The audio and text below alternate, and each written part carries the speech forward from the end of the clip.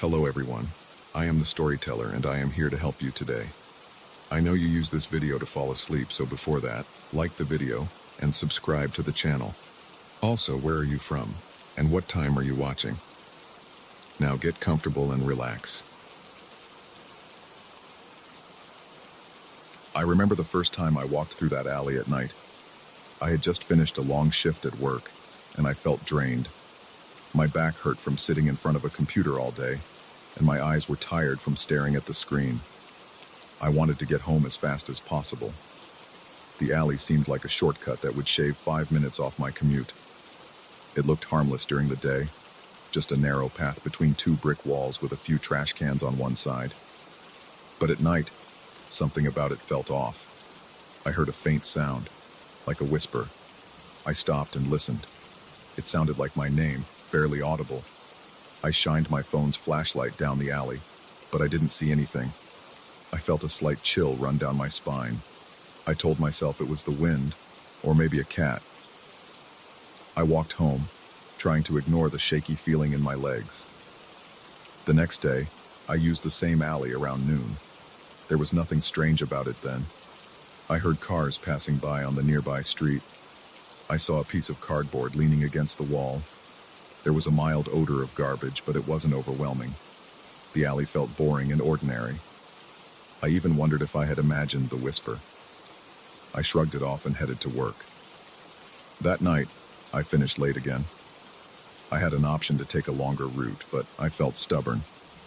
I didn't believe in ghost stories or anything like that. So I walked toward the alley. Once I got there, I paused for a second. The streetlights around that area were dim, but they worked well enough to show me the entrance.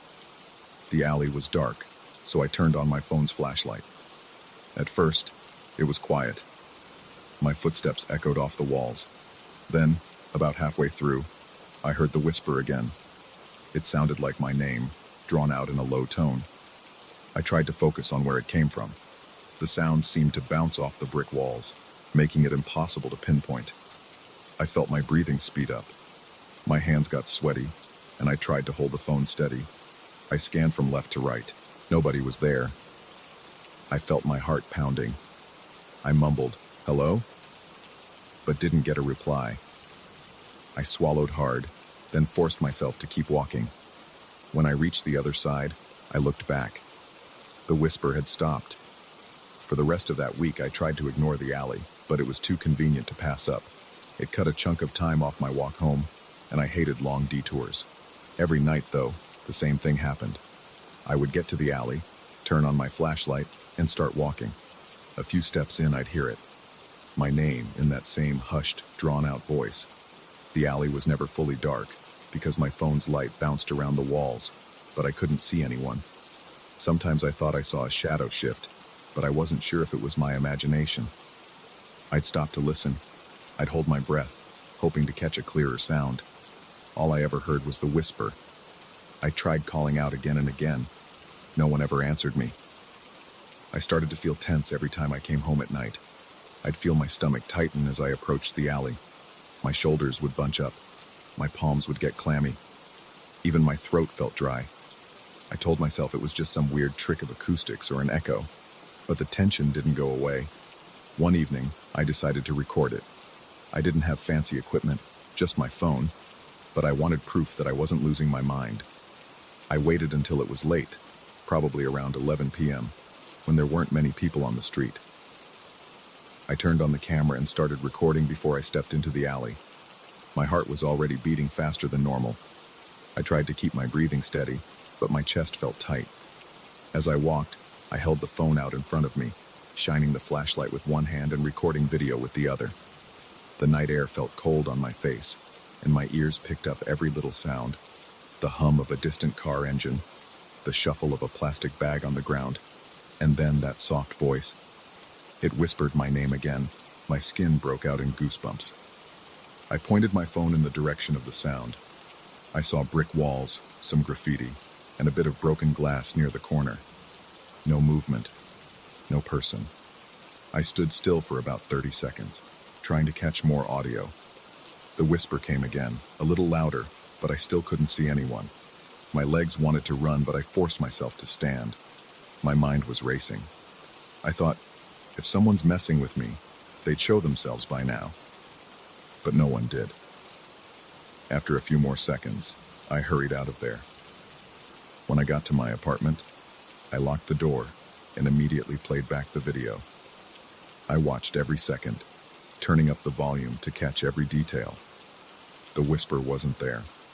The sound that had creeped me out so much didn't show up at all in the recording. All I heard was my own breathing and the slight shuffle of my footsteps on the pavement. That realization made me feel uneasy. I sat on my couch, phone in hand, replaying the video. My mouth went dry, and I felt my hands shake a bit. I couldn't understand why I heard something that the phone didn't pick up. I tried to see if maybe my finger had covered the microphone or if there was some glitch in the recording. Nothing seemed wrong. The audio was clear, just missing the whisper. I couldn't sleep well that night. I'd lie in bed and think about whether I was hallucinating or if there was some kind of trick happening. I woke up feeling groggy and tense. The next night, I tried the alley again. I don't know why. Maybe I felt a weird need to confront it. My heart rate spiked as I stood at the entrance. I felt a tightness in my chest, like I was about to do something dangerous. The lights around me flickered for a moment, which made me jump. I steadied myself, inhaled, and stepped in. My footsteps echoed. My flashlight illuminated the ground and part of the wall. I kept my eyes peeled for any sign of movement. I heard my name again, but it was faint. It came from behind me. I whipped around, shining the light at the bricks and trash cans. Nothing. I gritted my teeth and walked deeper into the alley. The voice came again, this time from my left side. I turned quickly, scanning the area. Still nothing. My breathing got rough. My throat felt tight, and my hands shook a bit. The smell of damp concrete filled my nostrils. My heart pounded so hard I thought I could feel my pulse in my temples. Then the voice came from right in front of me, closer than ever. I took a step back. My skin felt cold, and my mouth went dry. I raised my phone, shining the flashlight at eye level. Nobody was there. I heard nothing else, so I sprinted the rest of the way. I felt my muscles burn as I reached the main street. My chest heaved, and I had to bend over to catch my breath. At this point, I was really disturbed. I started questioning everything about that alley. Maybe it was some kind of elaborate prank, but who would bother doing that every single night? Maybe there was a hidden speaker in the wall. That idea sounded silly, but I couldn't rule it out. I thought about telling someone at work, but I worried they'd think I was paranoid, so I kept it to myself. I just avoided the alley for a few days, taking the longer route home. That route was well lit and busy, so I felt safer, but I also felt frustrated. I didn't like feeling intimidated by a random piece of my neighborhood. After a while, I decided I'd go back and check the alley in daylight, then again at night, to see if I could figure out what was happening. On Saturday afternoon, I walked over there. The sun was bright. I saw some scattered trash on the ground. There was a broken bottle near a drain, and a stack of empty boxes leaning against the left wall. The graffiti looked old. One section said something in big black letters, but I couldn't read the text clearly because it had been painted over by someone else. I walked the length of the alley, tapping on the walls to see if they were hollow. They felt solid. I didn't hear any strange echoes or whispers. It all seemed normal and mundane. I even stood there for a few minutes waiting, but nothing unusual happened. I left, feeling a bit annoyed. That same night, I decided to pass through the alley again, just to test. It was around 10 p.m. There weren't many people on the street, but a few cars drove by. I approached the alley, and the hairs on my arm stood up immediately. The alley was dark, except for a faint glow from a distant streetlight. I stepped inside, phone in hand, flashlight ready. The air felt colder than usual. My footsteps sounded louder. I walked slowly, scanning the walls. Then I heard it. My name, in that same faint whisper. My heart thumped against my ribcage. I clenched my jaw and kept walking, trying to pinpoint the source. The whisper came again. It sounded like it was right beside my ear. I felt a chill spread through my arms. I looked around, turning in a full circle. Nothing but bricks, trash cans, and a few old boxes. My forehead broke out in sweat, even though the air felt cool. My pulse hammered in my ears. I kept moving forward. Each step felt heavy. Then I heard a soft shuffle behind me. I spun around, flashlight aimed. I saw a flicker of movement near the stack of boxes. I shouted, "Who's there?" My voice echoed off the walls. The shuffle stopped. I inched closer. My heart was racing. I heard my name whispered again right behind me. I turned so fast my phone almost slipped out of my hand. I aimed the light but saw only the alley entrance. My breath came in quick bursts. My throat felt tight. I backed away, keeping the flashlight pointed in front of me. I heard no more whispers, so I walked faster toward the other side. Once I reached the street, I broke into a jog all the way home. When I got inside my apartment, I locked the door and sank onto the couch. My hands were shaking. My legs felt weak.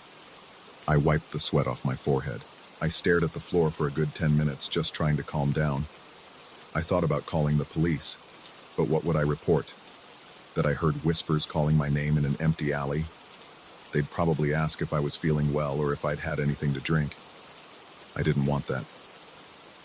So I sat there, feeling my pulse gradually slow down. My mind was full of questions, but I had no idea how to answer them. All I knew was that alley wasn't normal at night. It felt like something was there, hidden in the dark, calling to me. Over the next few days, I stayed away from the alley. I took the longer route, even if it meant wasting extra time. I still felt uneasy. My sleep wasn't great. Sometimes I'd toss and turn, hearing that whisper in my mind, but at least I didn't have to experience it in person. After about a week, I tried walking by the alley entrance without going in. I looked down it for a few seconds. It was evening, and the light was starting to fade. Nothing looked out of place. I didn't hear anything. I shook my head and kept walking down the regular path. I still don't have a solid explanation for what's happening in that alley. I've never seen any person hiding in there. I haven't found any speaker or device that could create that sound. But I know what I heard. It was real to me. For now, I stay away at night. I'd rather lose a few minutes on my commute than deal with that strange whisper again. I still think about it sometimes, sitting alone in my apartment or walking around my neighborhood. It's an unsettling feeling, knowing there's a spot near my own building where something unknown calls my name. I can't fully describe the fear it causes. It's not a monster or anything I can see, but it's something I can't explain. That's enough to keep me out of that alley once the sun goes down.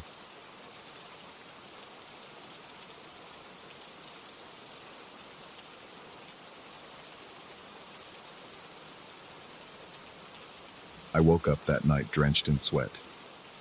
My throat felt tight, and my arms tingled with some kind of nervous energy. I had no reason to be awake at that hour, but I couldn't push away the sudden urge to check my garage. It made no sense. I live alone, and I'm usually a heavy sleeper. But something was pulling me out of bed with a force I couldn't ignore. I sat up, grabbed a pair of sweatpants off the floor, and slipped on some old sneakers. I didn't bother with a shirt. The air felt cold against my chest, but I barely noticed. My only thought was that I needed to see what was going on in the garage. I walked down the hallway with slow steps, trying not to make noise. My heart thudded in my chest. I could hear the floor creak under my feet. The house was dark, except for a little light from a street lamp creeping in through the windows. My ears felt sharp, like they were on high alert for any small sound. I reached the door that led to the garage and stood there for a second, hand on the doorknob. I could feel my pulse in my fingers. I told myself I was just acting paranoid, but I couldn't shake off the feeling that something was waiting on the other side. I finally turned the knob and stepped into the garage. It smelled like motor oil and damp concrete. The overhead light switch was next to the door, so I reached out and flicked it on. The light flickered once before it settled. I scanned the place, not sure what I expected to see. My car sat in its usual spot, a little dusty. The workbench along the side wall looked normal. Tools where I had left them, a few empty soda cans on top. Nothing seemed out of place at first glance. Then I saw the footprints. They were wet, dark tracks across the garage floor. They formed a trail that started near the garage's side door. That door is usually locked, and I almost never open it. The footprints moved in a direct line toward the driver's door of my car. Then they stopped. Just like that, there was no turning around, no continuation to the passenger side, and no exit path. It was like whoever left them had vanished into thin air. I stood there, staring at those footprints, my mouth going dry. I felt my shoulders tense up, my gut twisted. The hairs on my arms rose. I took a few steps closer, bending down to look at the tracks. They were shaped like bare feet, slightly larger than mine. There were toes and a clear heel mark. Each print was about half a step apart, as if someone had walked slowly or carefully. The wetness on the floor still glistened under the light. I could smell a faint hint of damp earth, but I couldn't place where it came from. I looked around, checking every corner of the garage. Behind the car, under the workbench, near the tool cabinet. I didn't see anybody, but I couldn't ignore the thick tension in the air. It felt like I wasn't alone. My body reacted as if someone was staring at me from a dark corner. My breathing was shallow, and I could hear my own heartbeat. I kept telling myself to stay calm. I decided to check the garage's side door. I walked around the car, stepping carefully on the concrete floor. My footsteps echoed in the silence. When I reached the door, I tested the handle. It was locked. I jiggled it a few times. It didn't budge. I crouched down and noticed the door frame looked untouched. No scratches, no signs of forced entry. I stood up again and tried to piece this together. If the footprint started here, how did someone enter without breaking the lock? I turned back toward the car. The footprints were still there, leading from this door to the driver's side and then stopping. I walked over to the car and peered inside through the window. The seats were empty, nothing on the floor mats. I tried the door handle. It was locked. I went around the car, checking the other doors. All locked. I could see a thin layer of dust on the hood. If someone had touched the car recently, I would have seen smudges or streaks. There were none. My nerves were on edge. My mind kept racing with possibilities. Could it be some prank? Did a neighbor slip in here somehow, leave these prints, and then slip out? But how? The only other way out of the garage would be through the main garage door, and I always make sure it's shut tight. I looked up at the garage door. It was closed, just as I'd left it. I walked over and tried to lift it a few inches. It didn't move. I confirmed the lock was still in place. I listened for any sounds, breathing, shuffling, anything. The only noises were the distant hum of a refrigerator motor in the house and a soft, barely noticeable buzz from the overhead light. I felt a knot in my stomach. My hands were shaking a bit, though I tried to steady them. I walked around the garage again, opening the tool cabinet, pushing aside old boxes, moving a spare tire. I found nothing. Everything looked the same as always. I stepped back and stood by the workbench, leaning on it for a second. My palms felt sweaty. My breath was short. I stared at the footprints, trying to figure out what they meant. They were so clear, so fresh. There was no reason for there to be wet footprints in my locked garage. It felt impossible. I thought about calling the police, but I wasn't sure what I'd report. There was no actual break-in that I could prove. No damage, no stolen items, just footprints that appeared out of nowhere. I also felt a bit embarrassed about the thought of calling 911 over footprints, so I pulled out my phone and looked at the time. It was around 3:30 in the morning. I had this tight feeling in my chest like I couldn't relax. I decided to check my car's trunk, just to be sure nobody was hiding inside. I pressed the button on my key fob to unlock the trunk. The click echoed in the quiet space. I opened the trunk and shone my phone's flashlight inside. Nothing out of the ordinary, just a spare tire, a small toolbox, and a folded blanket. No sign of anyone. I closed it.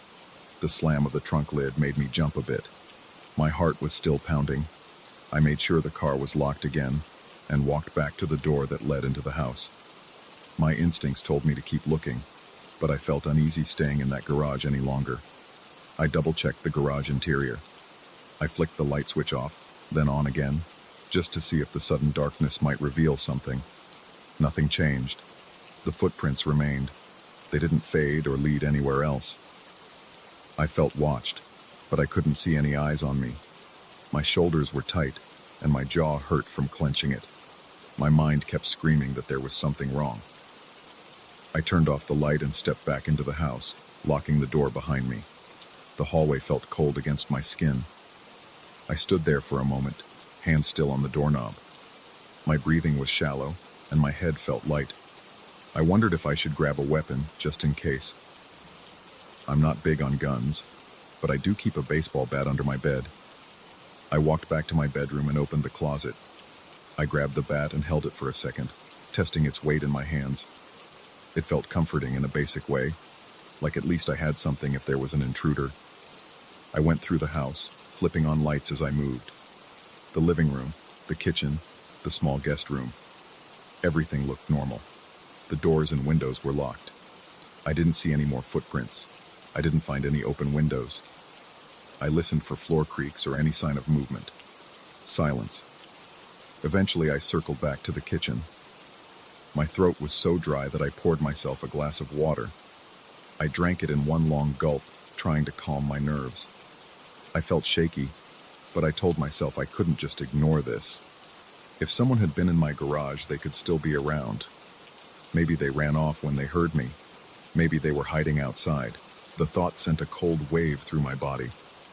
I decided to check outside the house, even though it made me nervous.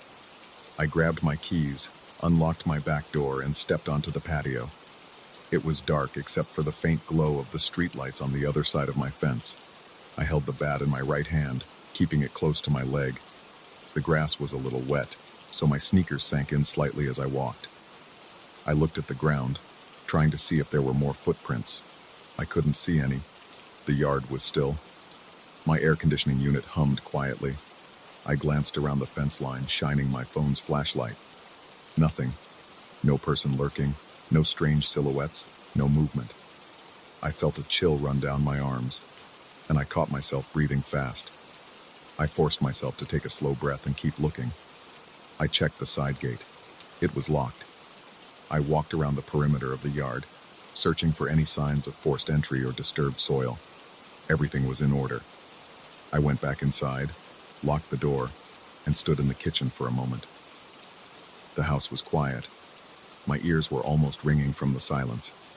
I was wide awake, but I also felt exhausted. My muscles were tight, and my eyes felt strained from being on high alert. I returned to the hallway leading to the garage. The urge to look again tugged at me. I wasn't sure why, but I wanted to confirm that the footprints were still there, that I hadn't imagined them. So I unlocked the door and flicked on the garage light again. The footprints remained exactly the same, wet impressions leading to the car door and ending. I swallowed hard. My stomach churned. I walked slowly up to them, stopping just before I might step on one. I was struck by how fresh they appeared. There was no dust settling over them, no sign that they were drying. My mind tried to find a logical explanation. Maybe the concrete stayed damp for a while. Maybe there was some residue, but nothing made sense. The side door was locked, the garage door was locked, and no one was inside. I stood there for maybe a full minute, just staring. Then I felt a wave of goosebumps spread across my arms. My chest tightened, and I sensed that presence again, like someone was watching me from just out of sight. I spun around, bat in hand, scanning the corners. Nobody was there. The corners were empty. My breath came in short bursts. My heart hammered in my ears. I decided I had enough. I backed up toward the house door, never turning my back completely on the garage.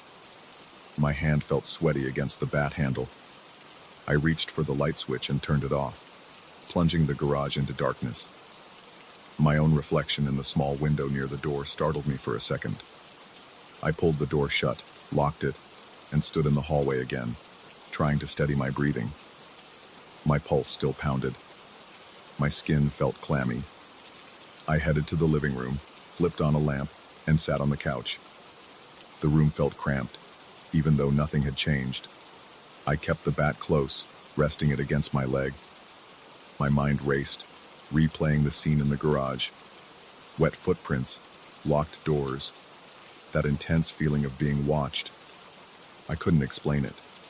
I didn't know if someone was messing with me or if something stranger was going on. But I knew I couldn't sleep. Not yet. I grabbed my phone again and considered calling the police. But what would I say? No break-in, no theft, no vandalism. Just footprints and a feeling. I ended up staying there on the couch for hours. Every time the house settled, I twitched. Every time a tree branch tapped the window, my heart jumped. I kept the bat on my lap. My body stayed tense. My legs felt numb after a while. By the time the sun started coming up, I realized I had barely blinked. My eyes stung. I got up, rubbed my arms to warm them, and walked over to the window. Dawn light began to filter in. The yard looked normal and calm. Eventually, I forced myself to check the garage again in daylight. I opened the door, expecting the footprints to be gone or changed somehow. They were still there, faintly damp but starting to dry around the edges. It didn't make me feel any better. I stared at them for a long time, wishing I had an answer. But there was nothing obvious to explain them. So I closed the door and went back to the kitchen. I brewed some coffee. My body felt heavy, and my eyes burned from lack of sleep. Even now, I can't get that image out of my mind. Those wet footprints that appeared from nowhere and ended right at my car door. No matter how much I try to think it through, I come up empty. I checked every lock, every window, every possible way someone could sneak in or out. It's all secure. I don't know if someone is playing a trick on me or if there's something else happening that I can't understand. All I know is, I felt watched, and those footprints were real. I still see them in my head whenever I close my eyes, and I still lock every door twice before going to bed. Sometimes I wake up in the middle of the night, just like that first time, wondering if there are more footprints waiting somewhere in the dark. I haven't found any more so far, but I haven't stopped looking.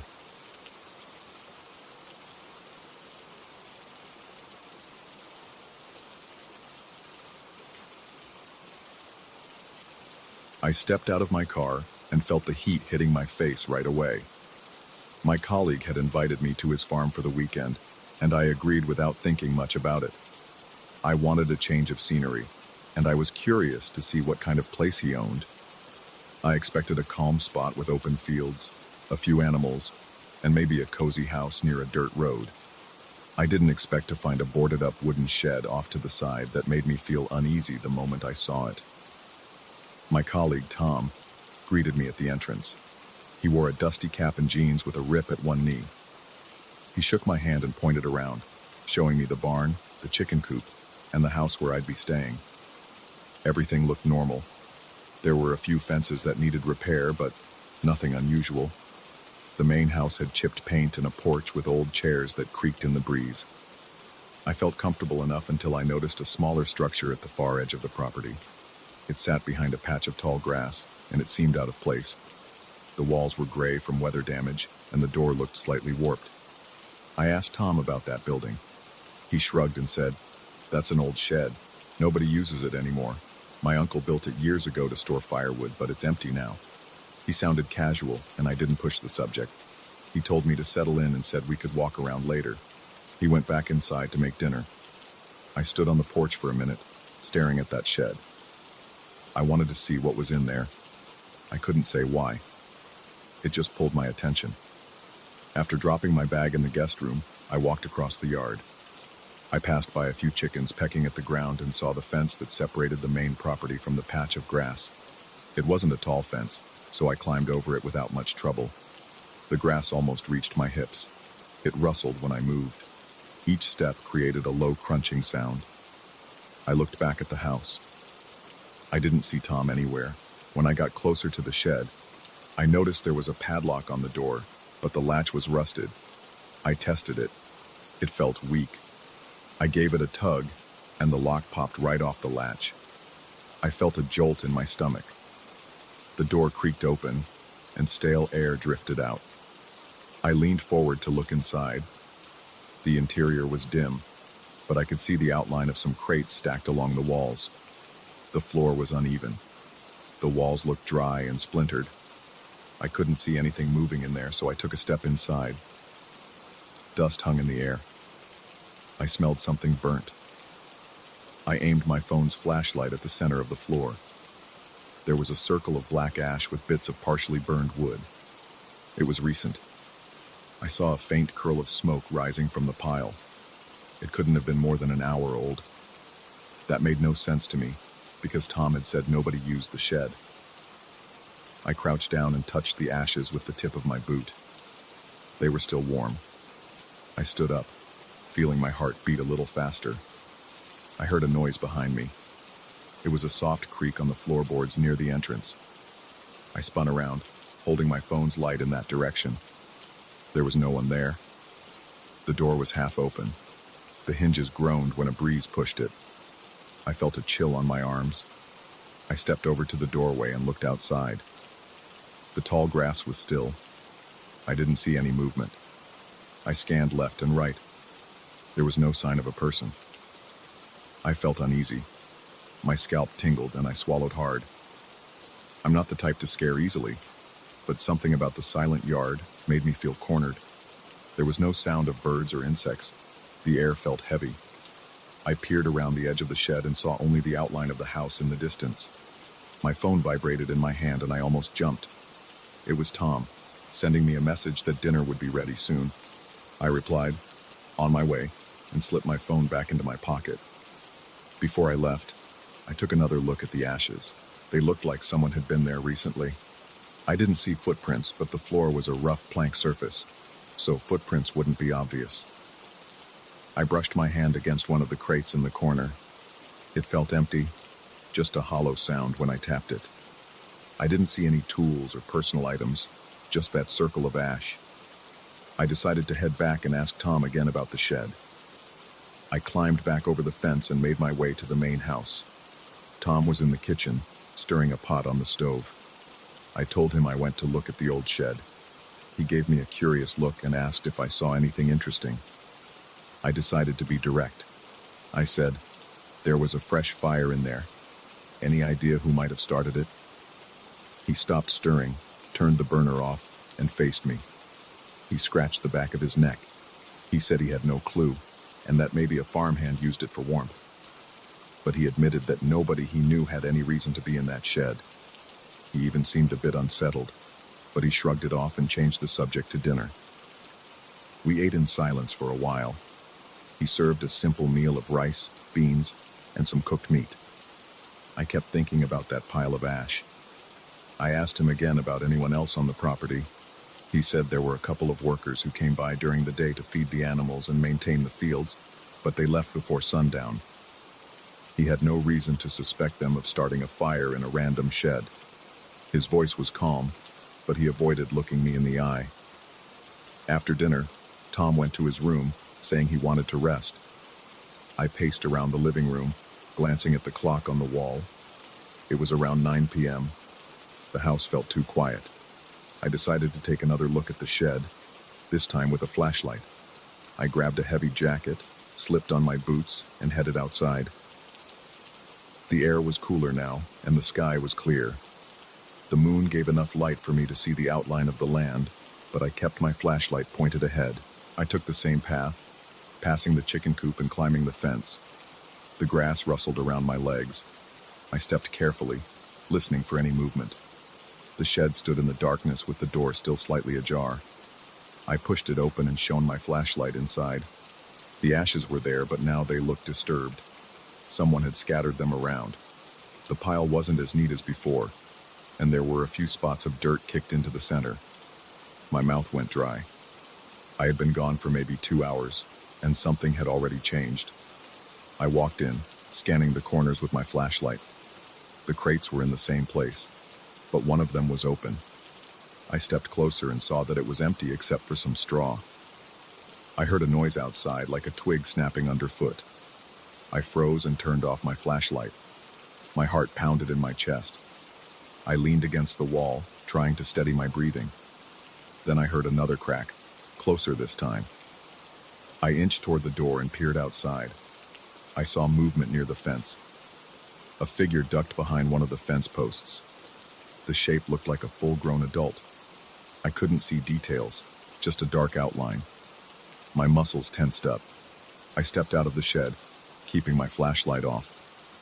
I slowly made my way across the grass, aiming for the fence on the other side of the property so I could loop around.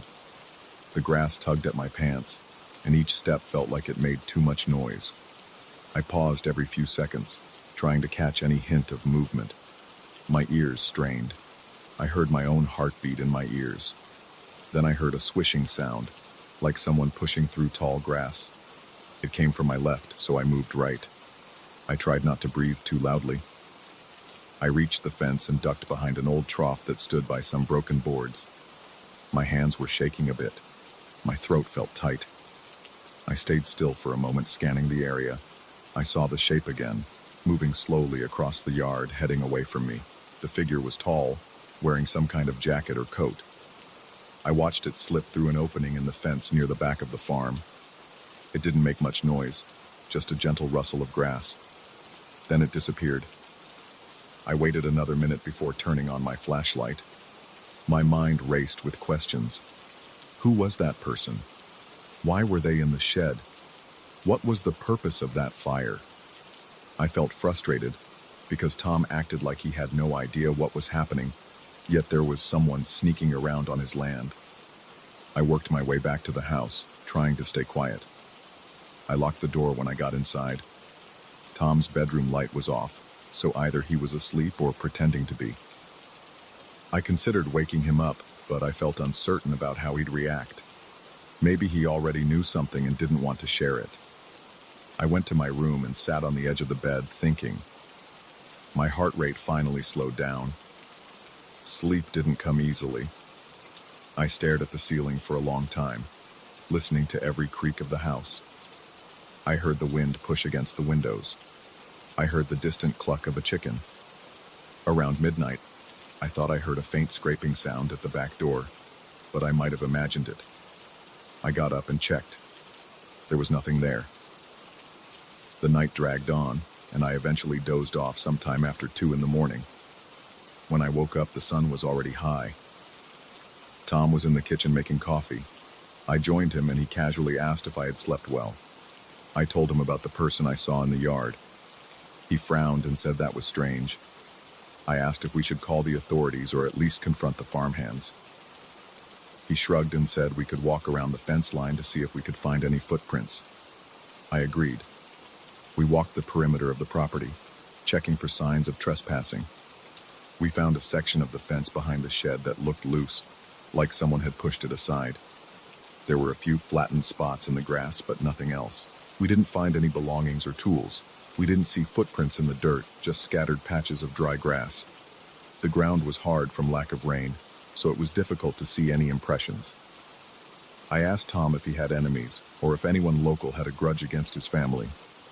He shook his head and said everyone around there was friendly. He insisted the person I saw might have been a lost hiker, or maybe a neighbor's farmhand cutting through. It didn't sound convincing to me. I thought about the fresh ashes. It wasn't just someone passing by. They had made a fire, then scattered it later.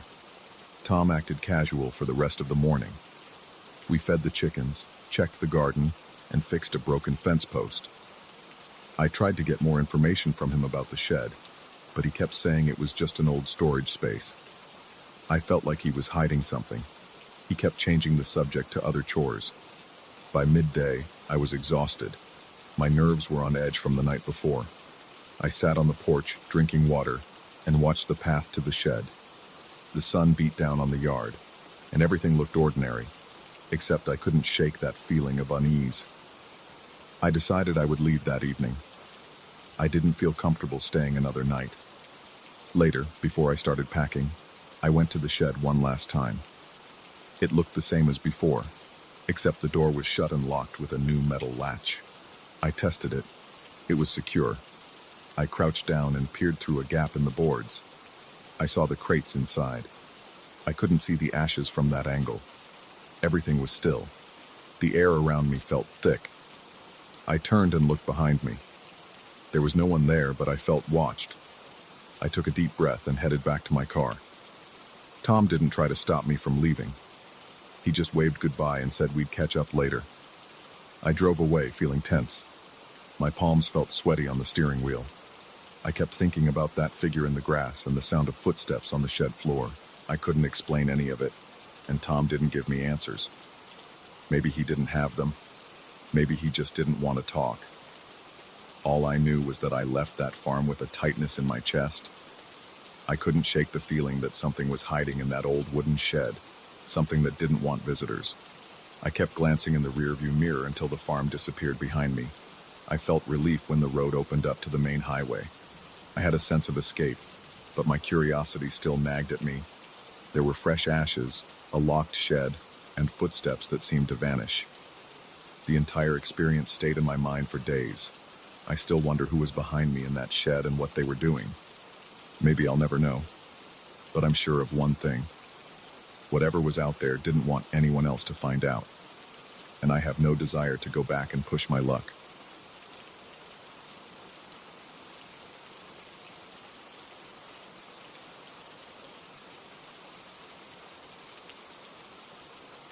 I pulled up to that empty lot around dusk and parked near the old brick building. I didn't think it would be a big deal. The place was close to where I had a meeting the next day, and I figured it was better than hunting for a spot on a busy street. The building had shattered windows, some covered with wooden planks, and the walls were chipped. The lot itself was mostly gravel, with patches of dried weeds and trash scattered around. A faded chain-link fence separated the lot from a narrow alley. I didn't see anyone around, and I didn't hear any movement inside the building. It looked abandoned. I locked the doors, took a quick glance at the building, and walked off. When I came back the next morning, I immediately noticed something on the driver's door. The sun was hitting my car from behind, so the side facing me was in shadow, but I could still see dark smudges on the metal. They were shaped like handprints. I stopped a few steps away and stared at them. They were smaller than my own hands. At first, I thought maybe it was just some weird pattern left by the morning dew or maybe some smeared dirt. I went closer and put my palm up to compare. They definitely weren't as large as mine. They seemed too small to be from the average adult. I started checking around the car to see if there was any other damage.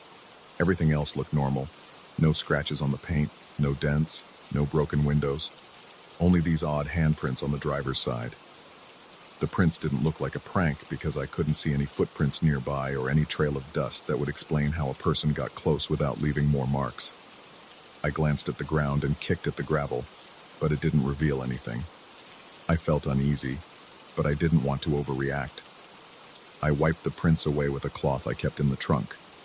They came off pretty easily, just looked like some oily residue. I shrugged it off, got in my car, and drove away. All day, I kept thinking about those prints. My mind kept going back to how small they were. It was a little creepy, but I told myself it might have just been someone messing around. I had work to focus on, so I pushed it to the back of my mind. That afternoon, I went about my day, ran some errands, and eventually needed to park again.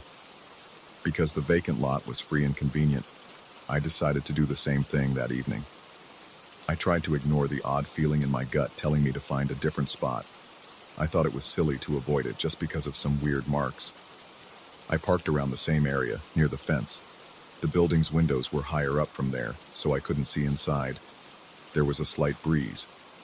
I heard it rustling through the broken glass shards on the ground near the building. I noticed a light inside one of the second-floor windows, but it flickered out after a few seconds. I told myself it might be a reflection from a passing car, or maybe the city's streetlight hitting a shard of glass.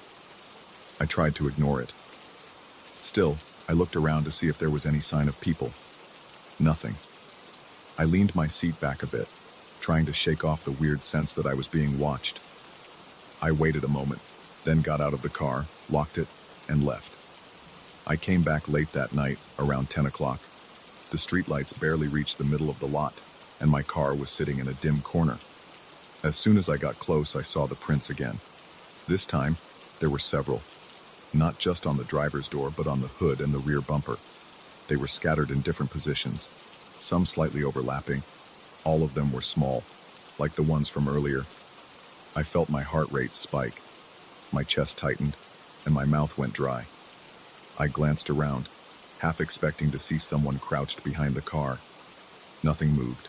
No footsteps, no voices, just the low hum of distant traffic. My hands began to sweat, and I could feel a tightness in my shoulders. I took out my phone and used the flashlight to inspect the car more carefully. The handprints looked clear with individual finger outlines, but I couldn't see any sign of scratches. It was as if someone with greasy or dusty hands had touched it. The size and the shape made me uneasy. I tried to figure out if they could belong to a smaller adult, but they still looked too small for that. They weren't shaped like an animal's paw prints, that's for sure. They were definitely human-shaped, just smaller than my own. I pulled an old bottle of water out of the back seat and splashed some on the hood. I used the same cloth from before to wipe down the prints. I pressed my fingers against them, hoping to smear them enough that they'd disappear. They came off, but I still felt like something was off. I couldn't stand there all night, so I drove home, annoyed and a little freaked out. The next day, I went to a car wash first thing in the morning. I had the employees do a full exterior detail. I waited in one of those little waiting areas with a cheap plastic chair and a coffee machine that spat out watery coffee. I kept checking my watch, feeling restless. I just wanted my car to look normal. When they finished, the paint was spotless. I looked it over from every angle. Both sides, the hood, the roof. No sign of any weird prints. I felt relieved for a moment. That evening, I actually considered parking somewhere else, but convenience won out again. I pulled into the lot just before sunset. I parked closer to the entrance this time, under a streetlight so I could see around the car better. I got out and circled the car, checking every inch of it. It was still clean. Then I locked it and walked a few blocks to grab some dinner. By the time I came back, it was dark. The streetlight above my car was flickering in a slow, uneven pattern. I remember feeling a rush of frustration, like the universe was messing with me. I took a deep breath and walked up to the driver's side, my eyes already scanning the doors.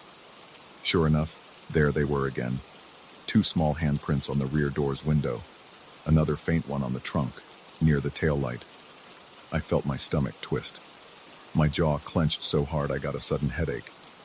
My skin prickled with goosebumps. I stared at the prints, and I noticed they were a little smeared, as if whoever left them was in a hurry or pressed their hand at an angle. I looked around the lot, but everything was quiet. The building loomed overhead, dark windows reflecting the streetlights. I saw no movement. My mind raced with questions. Who keeps doing this? Why? And how are they getting so close without anyone noticing? I had a sick feeling in my gut. The prints were too strange. They didn't match any adult hands I'd seen. They were so small that I felt a surge of nervous energy climb up my spine. I wanted to wipe them off immediately, but I also wanted to understand what was happening. I snapped a few pictures with my phone's flashlight on. The glare bounced off the shiny paint, but I managed to get a decent shot of one of the clearer prints. Then I wiped them off again. I drove home with my mind buzzing. My shoulders were tense, and my grip on the steering wheel was tight. I kept checking the rearview mirror, expecting something to pop up behind me in the back seat. But of course, it was empty.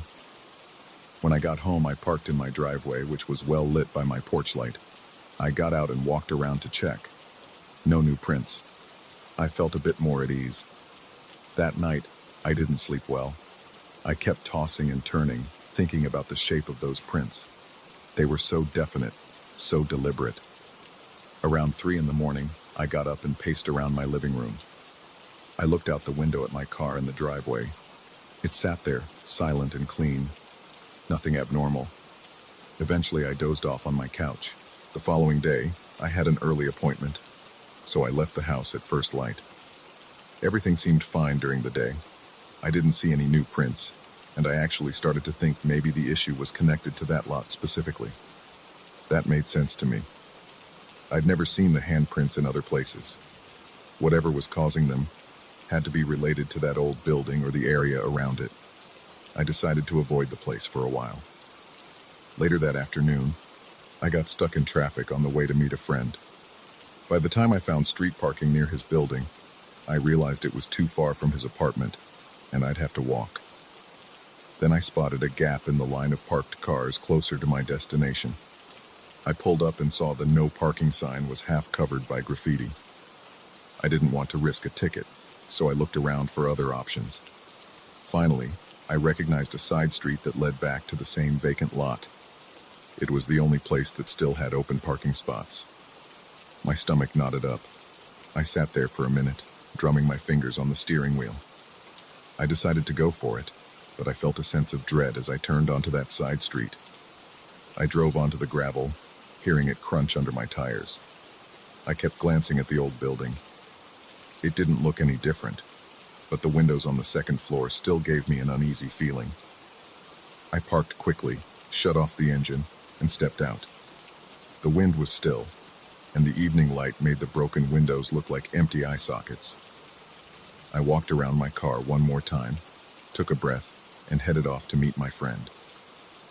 By the time I returned, it was well past sunset. My friend had offered me a ride home, but I didn't want to leave my car unattended overnight in that lot. As I approached, the streetlights were dim. The corner near my car was almost in complete darkness. I felt a tightness in my chest again. My breathing got shallow. I clenched my fists a few times, trying to stay calm. I finally reached the car and flicked on my phone's flashlight. On the passenger door, I saw multiple small handprints, maybe 4 or 5 in a cluster. They looked freshly made, with clear outlines. My legs felt weak, and my palms started to sweat. I heard a squeaking noise coming from behind me, and I spun around, shining my light. It was just the fence swaying in a light breeze. I was alone in that lot. I moved closer to the prints and hovered my hand near one of them, not touching it, but close enough to sense if it was wet. It felt cool, and there was a faint smudge on my fingertip when I lightly ran my finger across the surface. I wiped it on my jeans. I felt a spike of fear, like an electric jolt. I just wanted to get out of there. I unlocked the car, jumped in, and slammed the door. My heart was pounding as I turned the key in the ignition. The engine roared to life. I half expected something to appear in the mirror or the back seat. Nothing did. I headed straight home, ignoring speed limits as much as I could without risking a ticket. Every bump in the road made me tense up. When I finally reached my driveway, I turned off the engine and sat there for a moment, gripping the steering wheel. My shoulders ached from how tense I was. I looked at the passenger door through the window. In the glow of my porch light, I could see the faint smudges again. I got out and examined them. They were the same size, same shape. I grabbed a bucket from my garage, filled it with soapy water, and scrubbed the door. The prints faded, but I felt a strange sense of dread that they would appear again. Over the next couple of days, I avoided that lot altogether. I parked in paid garages, in different streets, anywhere that wasn't near that building. I kept wiping my car down daily, even though no new prints appeared. After a while, I felt myself starting to relax. But then, late one afternoon, as the sun was dipping behind my house, I glanced out the window at my car. I saw something on the trunk. I went outside, heart pounding, and found a fresh handprint. Same size, same shape, and I had never returned to that lot. The print looked damp, as if someone had just placed their hand there. My driveway was empty, and my neighborhood was usually quiet around that time.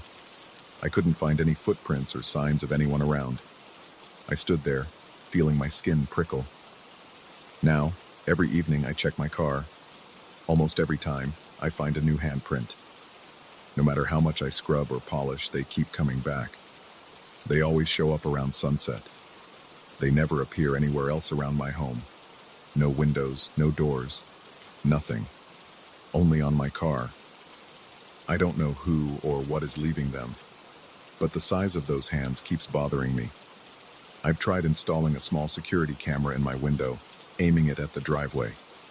The recordings show my car, sitting still, no one approaching, and then suddenly a new print shows up. It's like it appears out of thin air. I can't explain it, and I can't stop it. Now I live with that tension every day.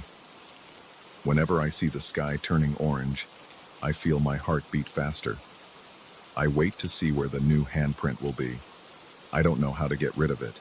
I can't talk to anyone about it without sounding crazy. I just keep washing and polishing, hoping that one day the prints will stop. So far, they never have. They show up as soon as the sun goes down, like some mark that I can't escape. And every time I see those small outlines, I feel a knot of dread in my stomach, reminding me of that old vacant lot and the ruined building next door.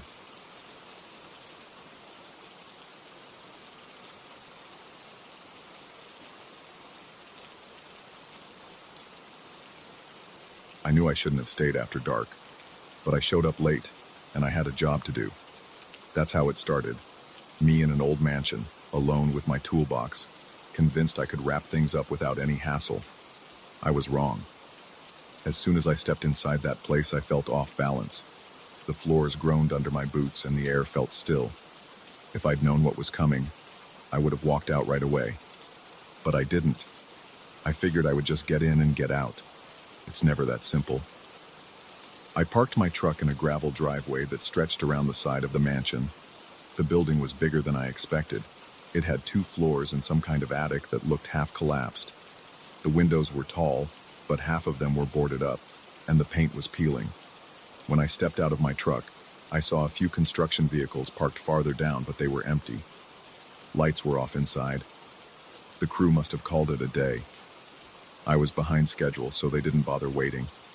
I thought I could handle a couple hours of solo work. It seemed quiet, so I figured I'd make the best of it. I walked up the front porch.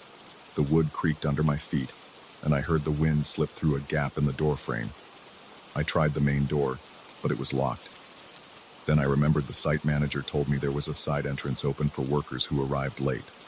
I made my way around, stepping over some broken tiles and a discarded plastic tarp. I found a side door that was half ajar. The handle was loose, and the hinges squealed. Inside, the first thing I noticed was the smell. It was stale, like old wood and maybe some leftover dust from recent demolition work.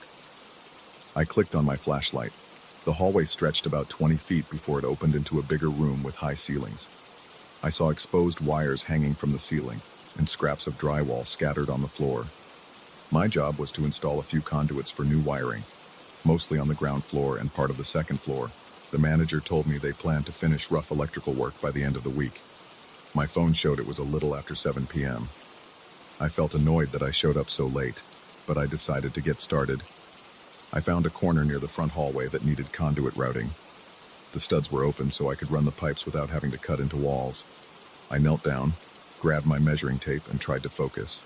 But every time I concentrated, the floor above me made a noise. It sounded like someone stepping carefully, as if they were trying not to be heard but failing. The old boards creaked at the worst times, right when I needed to measure or drill. At first I told myself it was just the house settling. Buildings that old always creak. But it was too rhythmic. One step, a pause, another step, then it would stop. I straightened up and aimed my flashlight at the ceiling. That's when I noticed the chandelier overhead was swaying slightly, as if something bumped it from above. There was no draft, no open window upstairs as far as I could tell. I tried to ignore it. I went back to my tools and measured the conduit. I cut a piece and tried to fish it through the open section of the wall. Then I heard it again, a soft thud, like a heel on loose floorboards. My pulse quickened. My mind jumped to the possibility of a coworker playing a prank, or maybe a vagrant sneaking around. We had a few break-ins on other sites, so it wouldn't be the first time. I stood up and called out, "Hello?" My voice echoed. No answer. The only response was a faint scratching noise, but I couldn't tell from where. I felt a chill run down my arms. I wiped my forehead. I was already sweating from the stale, warm air in the house. I decided to check the upstairs area, just to be sure. If someone was up there, I didn't want them sneaking around while I worked below. I grabbed my flashlight and a small pry bar. I'm not one to pick fights, but I also don't like surprises. I walked to the main foyer. The grand staircase was partially stripped of its carpet. The wood was worn, and some steps were chipped. As I placed my foot on the first step, it groaned loudly. Each step I took made a similar noise, like an old rocking chair.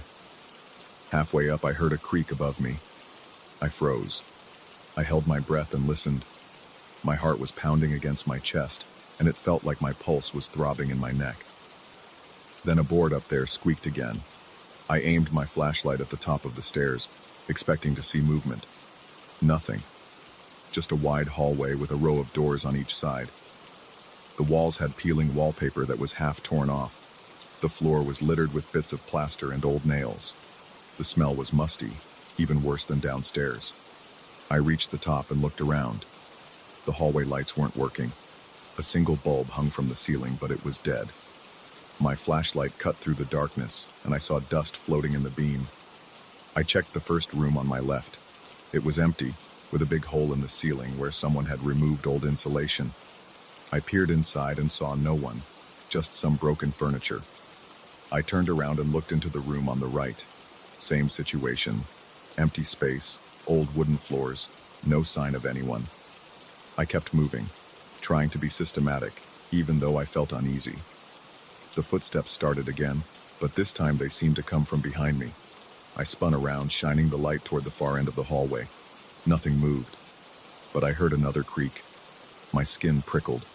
I realized it sounded like it was coming from the attic above.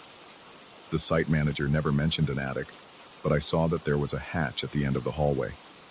It was an old wooden panel in the ceiling, with a cord to pull it down. I stared at it, not sure if I wanted to open it. I took a few steps closer. My hands felt clammy and I gripped the pry bar tight just in case. I tugged the attic panel. It resisted at first, then popped open, releasing a gust of warmer, dustier air that blew right into my face.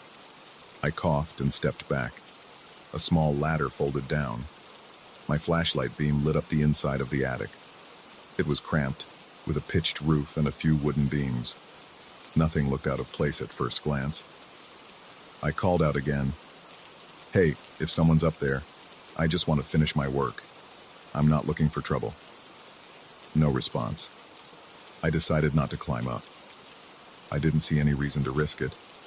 If there was a squatter or an animal, I didn't want to corner them. I figured I could call the site manager in the morning and mention it. But as I turned to walk away, I heard another squeak from directly above me. My chest tightened. I pointed the flashlight up again. I couldn't see anything. Maybe something was crouched behind the beams, or maybe it was just more settling noises. I stood there for a few seconds, breathing hard, and then I headed back down the hall. I went back downstairs, telling myself to stay calm. I wanted to finish the conduit in the main hallway, maybe check one or two spots in the living room, and then leave. I passed through the foyer and back to my tools. Everything was where I left it. I kneeled down and started running the conduit again, trying to keep my hands steady. The next 15 minutes were quiet, except for the usual creaks of the house. I was starting to think maybe I'd imagined the footsteps. Then, all at once, I heard a loud thump upstairs. It sounded like a door slamming. I dropped my screwdriver and stood up so fast my legs almost gave out. I shined my flashlight at the ceiling again, as if I could see through it. My breathing sped up. I felt my heartbeat in my ears. I asked myself if I should go check, but my gut told me not to. Instead, I started gathering my tools. I threw them back into my toolbox in a rush. Every few seconds I paused to listen. The footsteps were louder now, like someone was pacing back and forth across the floor directly above the foyer. I took my toolbox and walked toward the exit. I figured I could come back tomorrow with the rest of the crew, but I had one more thing to do. I had to confirm the main breaker was off in the basement. The manager told me the basement panel might be live. I didn't want any accidents. I groaned. I really didn't want to go down there, but I had to. I didn't want to be responsible for leaving something powered that could cause a short or start a fire. So I walked across the house to a door under the stairs that led to the basement. It was stuck. I put some force on it, and it popped open with a snap. A puff of cold air hit me. The basement stairs were narrow and damp. My flashlight revealed stone walls with some leaks around the edges. I heard the drip of water. The steps were covered in a thin layer of dust and dirt. Every step I took made a dull thud. The air smelled stale, like everything else in that house, but with a tinge of mold. At the bottom of the stairs, I found the breaker panel. It was an old metal box with a new lock, but the lock was hanging open. I checked each breaker. They were all turned off. I flipped open the main switch compartment. That was off too. Satisfied, I closed it up, latched it, and turned around to go back upstairs. Then I noticed a small window near the ceiling. It was partly shattered, letting in a little bit of moonlight. Something brushed by outside. A tree branch, maybe. It made a tapping sound against the glass. I shivered but tried to stay focused. I started climbing back up the stairs when I heard a scraping sound behind me, like something sliding across the basement floor. I spun around and aimed my flashlight. Nothing was there. My chest felt tight again. I hurried up the stairs. As I reached the door, I heard that scraping noise one more time. It was like a piece of wood getting dragged across concrete. I refused to look back. I yanked the door shut behind me and locked it. I didn't care if I wasn't supposed to lock it. I was done. I walked straight to the side entrance. The footsteps above me started again, louder and faster, as if they were following me from upstairs. I didn't stop. My hands were shaking, and my pulse was racing. I pulled the side door open and stepped out onto the porch. The air outside felt fresher, even though it was chilly. I let out a breath I didn't realize I'd been holding. I slammed the door shut and twisted the knob to see if it locked. It did, kind of. The latch was loose, but I didn't bother checking it twice. I hurried to my truck, toolbox in hand. The gravel crunched under my boots. I scanned the windows of the mansion. All of them were dark. One of the upstairs windows had a faint reflection from the moon, but I couldn't see anything inside. My chest was still tight, and I wanted to leave as fast as possible. I threw my toolbox onto the passenger seat, got in, and fired up the engine. My hands were sweaty, and I almost dropped the keys. Finally, the engine turned over. I backed out of the driveway with my headlights shining on the mansion's front porch. I felt a huge sense of relief as I rolled onto the main road. My heart was still thudding, and my shirt was sticking to my back. I glanced in the rearview mirror, half expecting to see someone standing on the porch or at a window. But it was too dark to see anything. I kept my foot on the gas and tried to calm down. The entire ride home, I kept thinking about those footsteps, that slamming door, the scraping noise in the basement. I wondered if the house was just creaking on its own, but something about it felt too deliberate. When I got home, I realized I was covered in dust and sweat. My arms were tense, and my stomach felt knotted. I sat in my driveway for a minute, engine off, just breathing. I had trouble wrapping my head around what happened. Part of me wanted to believe it was all in my head, or maybe a stray animal in the attic. But that pacing upstairs and that slam still made my skin crawl. The memory of it felt too close, like it was still happening. I'm supposed to go back in the morning, but I'm dreading it. I'll have coworkers around then, which might make it easier. Still, I don't like how the place seemed to come alive the moment I was alone. I keep hearing the squeak of those floorboards in my head. The worst part is how it always came at the exact moment I tried to concentrate, as if telling me to leave. I got the hint, loud and clear, and I'm not eager to ignore it. Looking back on that night, I'm sure I sounded ridiculous calling out to an empty house, but I'd rather look silly than get caught off guard. I don't know if I'll ever feel comfortable working in that mansion. There's something about it that sets my teeth on edge.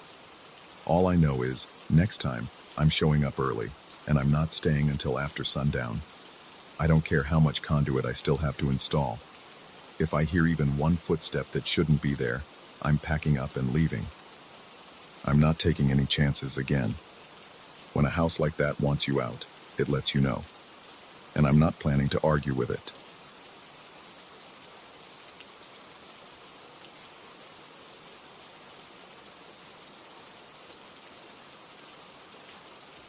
I moved into this old townhouse because the price was low and I thought it had a certain charm. The landlord said it had been around since the 1940s. I noticed the worn floors and the creaky stairs on the first day, but I didn't mind. It felt like a place with a lot of history. I had no idea what I was walking into. I had no idea I'd be standing in that bathroom every morning with my heart racing, worried about every little sound behind me.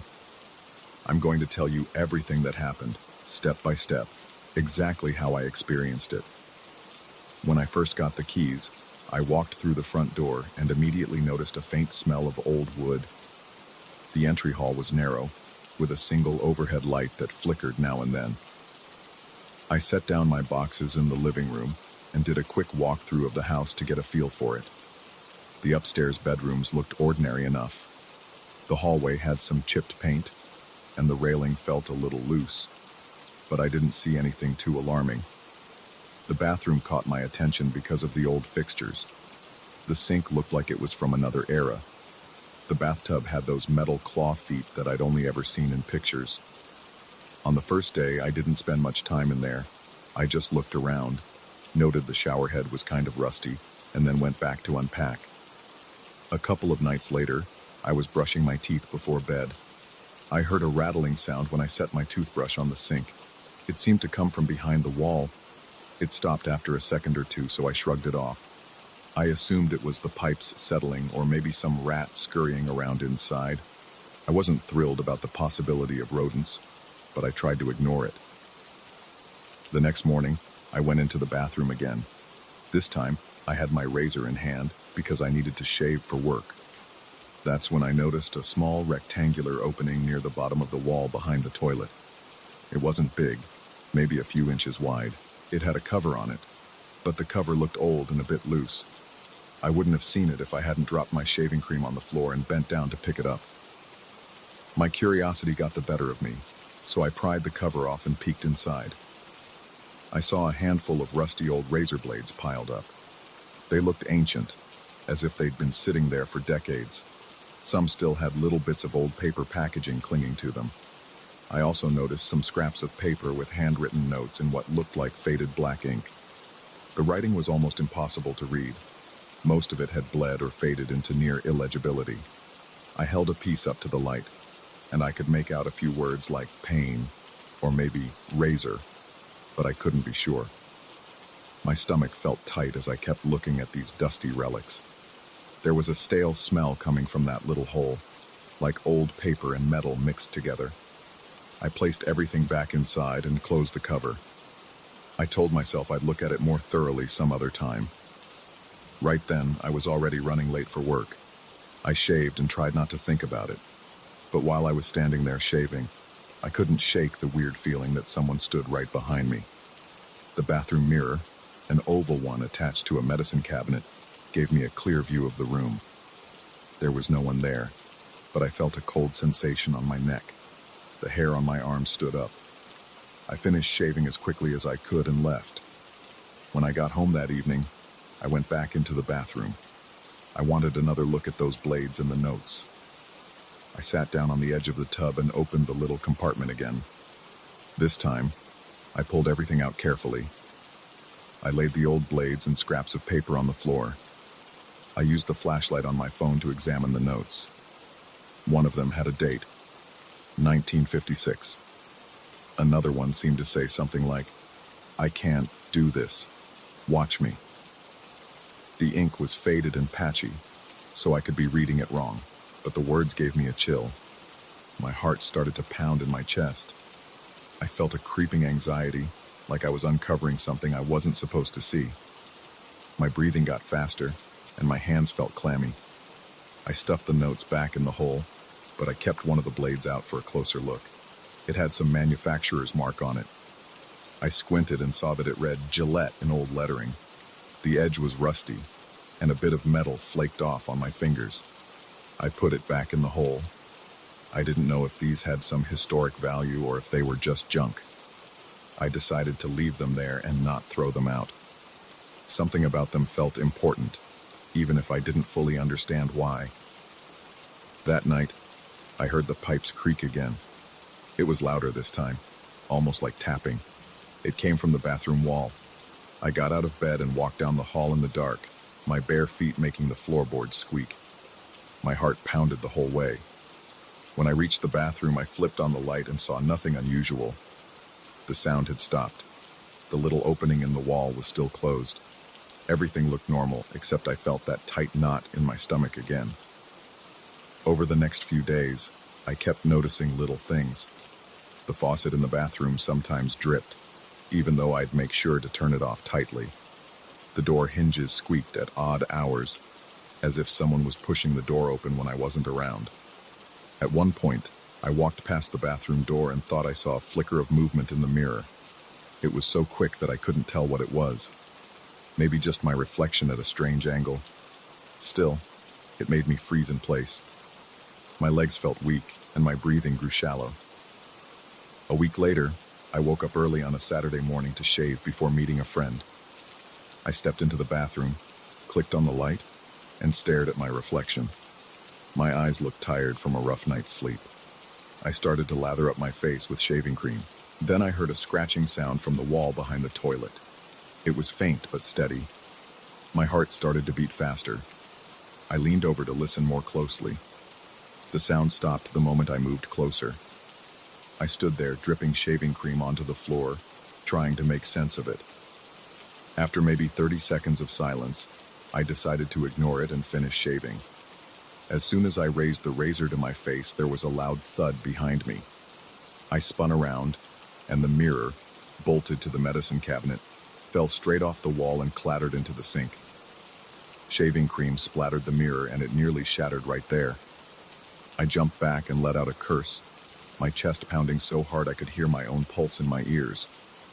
I checked the screws on the mirror. They were bent a little, but I could have sworn they were firm the last time I looked. I ran my fingers over them. It felt like they'd been pulled loose. My hands shook, and I dropped the mirror onto the countertop, nearly cracking the porcelain. I tried to stay calm, but my heart was racing, and I felt sweat building up on my forehead. My thoughts were all over the place. I didn't want to assume anything supernatural, but I couldn't ignore how strange it was that the mirror just fell on its own. The entire time, I felt like someone was close enough to touch my shoulder. I had to leave the house for a few hours after that. I drove around the neighborhood aimlessly, looking for an open cafe. I got a coffee and sat there, trying to rationalize everything. Old houses have weird quirks. Mirrors can get loose. Old walls can make odd sounds. But I couldn't relax.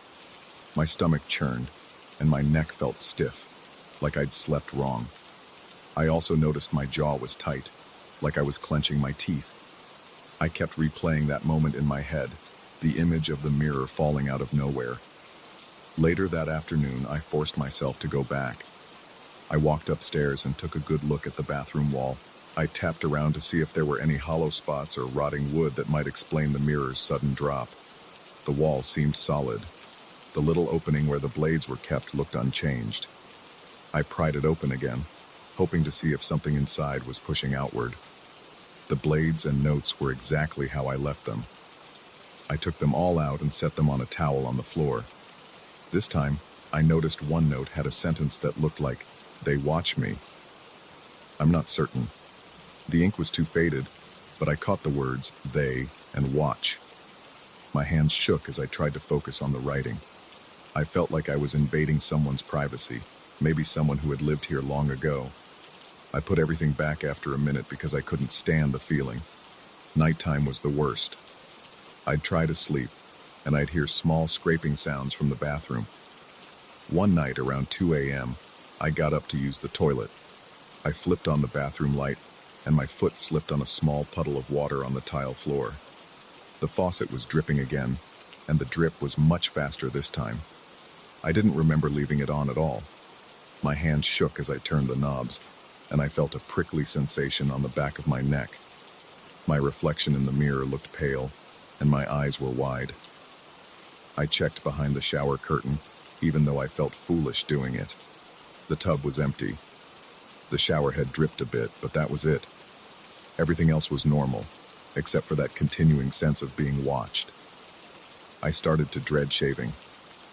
Every morning felt like a slow march into that bathroom, where I'd stand at the sink, my eyes flicking from the mirror to the doorway, waiting for something to move or fall or break. My hand sometimes trembled as I moved the razor across my face. More than once I nicked my skin and watched a thin line of blood trickle down my cheek. I'd quickly rinse it off and bandage it, trying not to look at the opening in the wall. The landlord called a few times to check in, and I kept my complaints minimal. I just said there were some plumbing noises. I didn't mention the mirror or the razor blades or the notes. I didn't want to sound paranoid. One day, I decided to document everything. I took photos of the opening, the blades, and the notes. I used a magnifying glass app on my phone to try to read the faded ink. I got a few more fragments of sentences. Don't let them, and waiting on the other side. My stomach sank when I saw that. I kept checking behind me, making sure I was still alone in the bathroom. My mouth went dry, and I realized I was breathing faster than normal. My heart thumped so loud that I could feel it in my chest. Every time I reattached the mirror to the medicine cabinet, I double-checked the screws.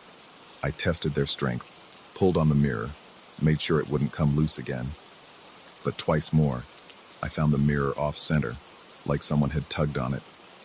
One morning, it was hanging by one screw, crooked. I twisted it back into place, but my hands were shaking.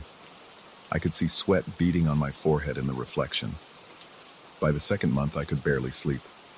The bathroom felt more oppressive each day. Each time I washed my face or brushed my teeth, I'd catch myself looking over my shoulder. My reflection looked exhausted. My eyes had dark circles under them. I lost a few pounds because my appetite was off. I started eating just enough to keep me going. Some nights, I heard footsteps in the hallway leading to the bathroom. I'd rush out of my bedroom, flick on the light, and find nothing but the empty hall. The old floorboards would still be creaking by the time I got there, like someone had just been standing there. My skin would tingle, and I'd feel a cold sweat under my shirt. I never found a logical explanation for the razor blades or the notes. I never found a logical explanation for the mirror dropping. I tried searching for any record of the previous owners. I checked local records and found that the house had changed hands a few times, but nothing jumped out as a big clue. No mention of anything violent or tragic. I didn't discover anything about who wrote those notes or why they stuffed old blades in that hole. The best guess I had was that it was some old practice from decades ago. Some people used to dispose of used razor blades through slots in the wall. The notes, though, made no sense to me. They seemed personal, like someone's private scribbles of fear. I couldn't handle the tension forever. Eventually, I started shaving in the kitchen sink just to avoid the bathroom. But every once in a while, I'd walk by the open bathroom door and feel that same chill. I'd hear a faint rattle behind the wall. I'd see the mirror slightly off tilt, as if someone had moved it. My blood would run cold, and my breathing would go shallow. I told myself it was just an old house with faulty hardware and weird acoustics. But deep down, I felt a presence. I felt like someone or something stayed there, watching every time I even thought about shaving in that bathroom. I still don't have any answers. All I know is I'll never look at an old townhouse the same way again.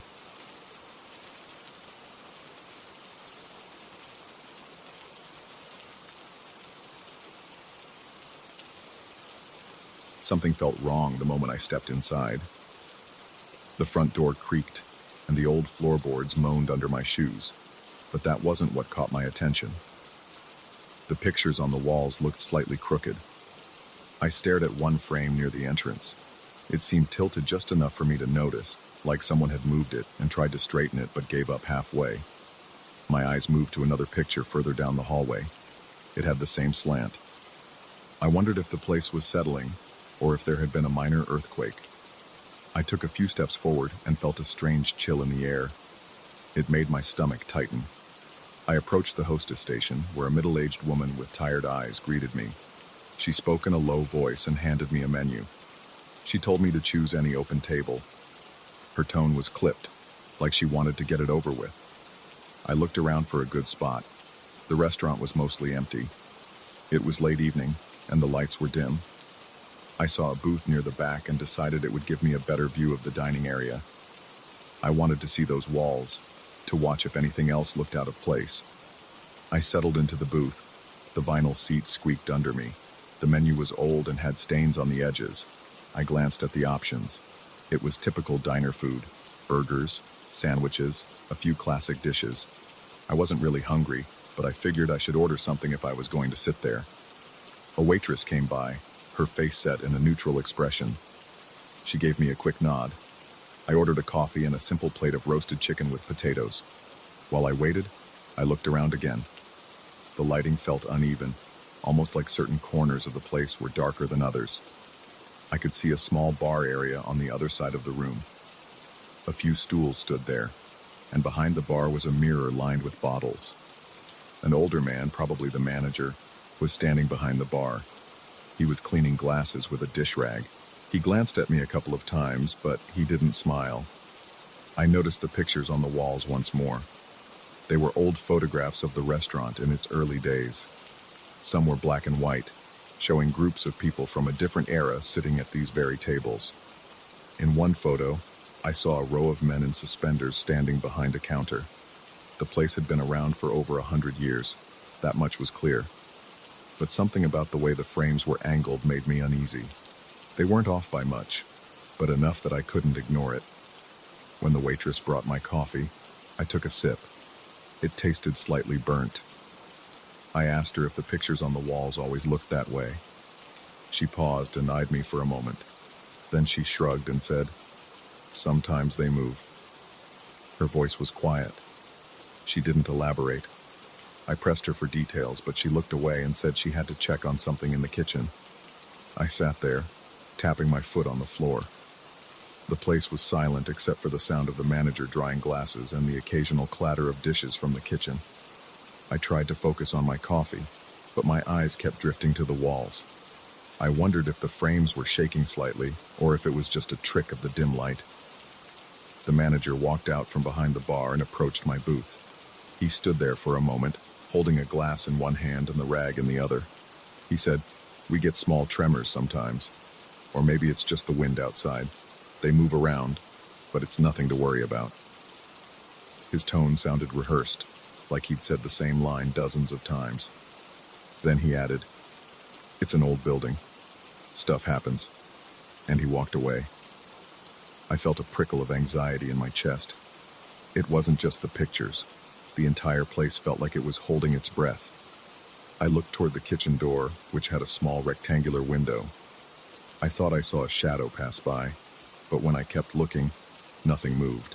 My coffee was getting cold, but I barely sipped it. The waitress returned with my food. She placed the plate in front of me without a word. I tried a piece of the chicken. It was dry, and I wasn't in the mood to eat. My nerves were on edge. I forced down a few bites, just to have something in my stomach.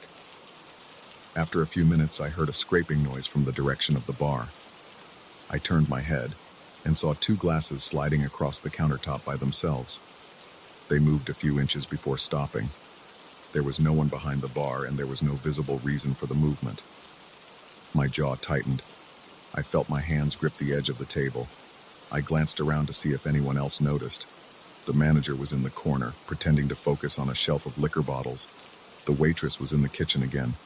I got up from the booth and walked over to the bar. The glasses were still there, right where they'd stopped.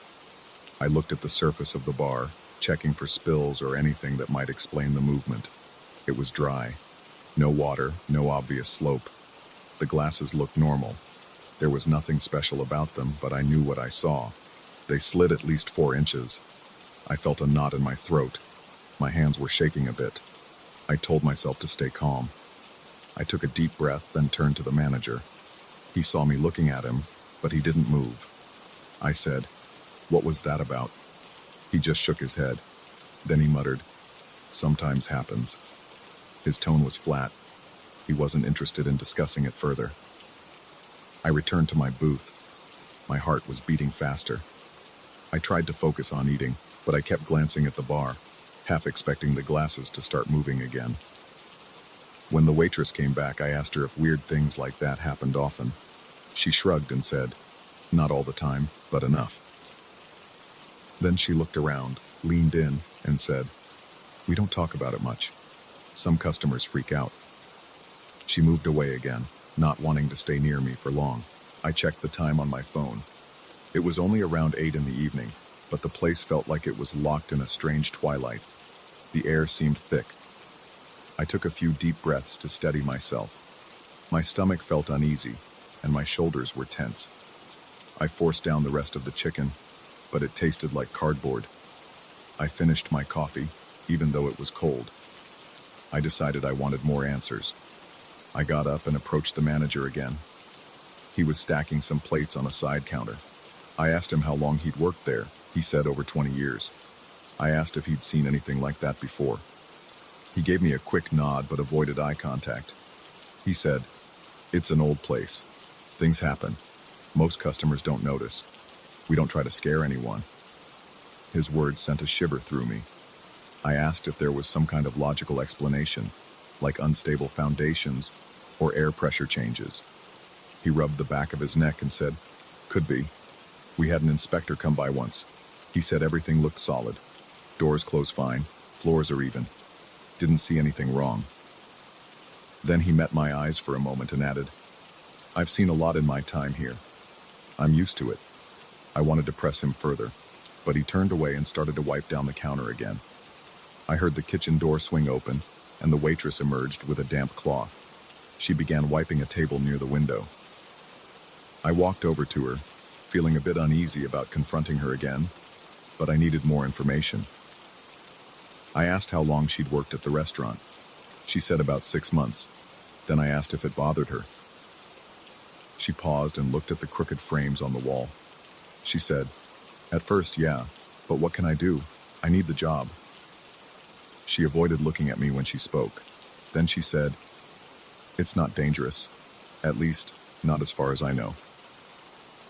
Something about her last comment made me more nervous. I asked if anything else happened besides the frames moving and the glasses sliding. She hesitated, then mumbled, "You hear things sometimes.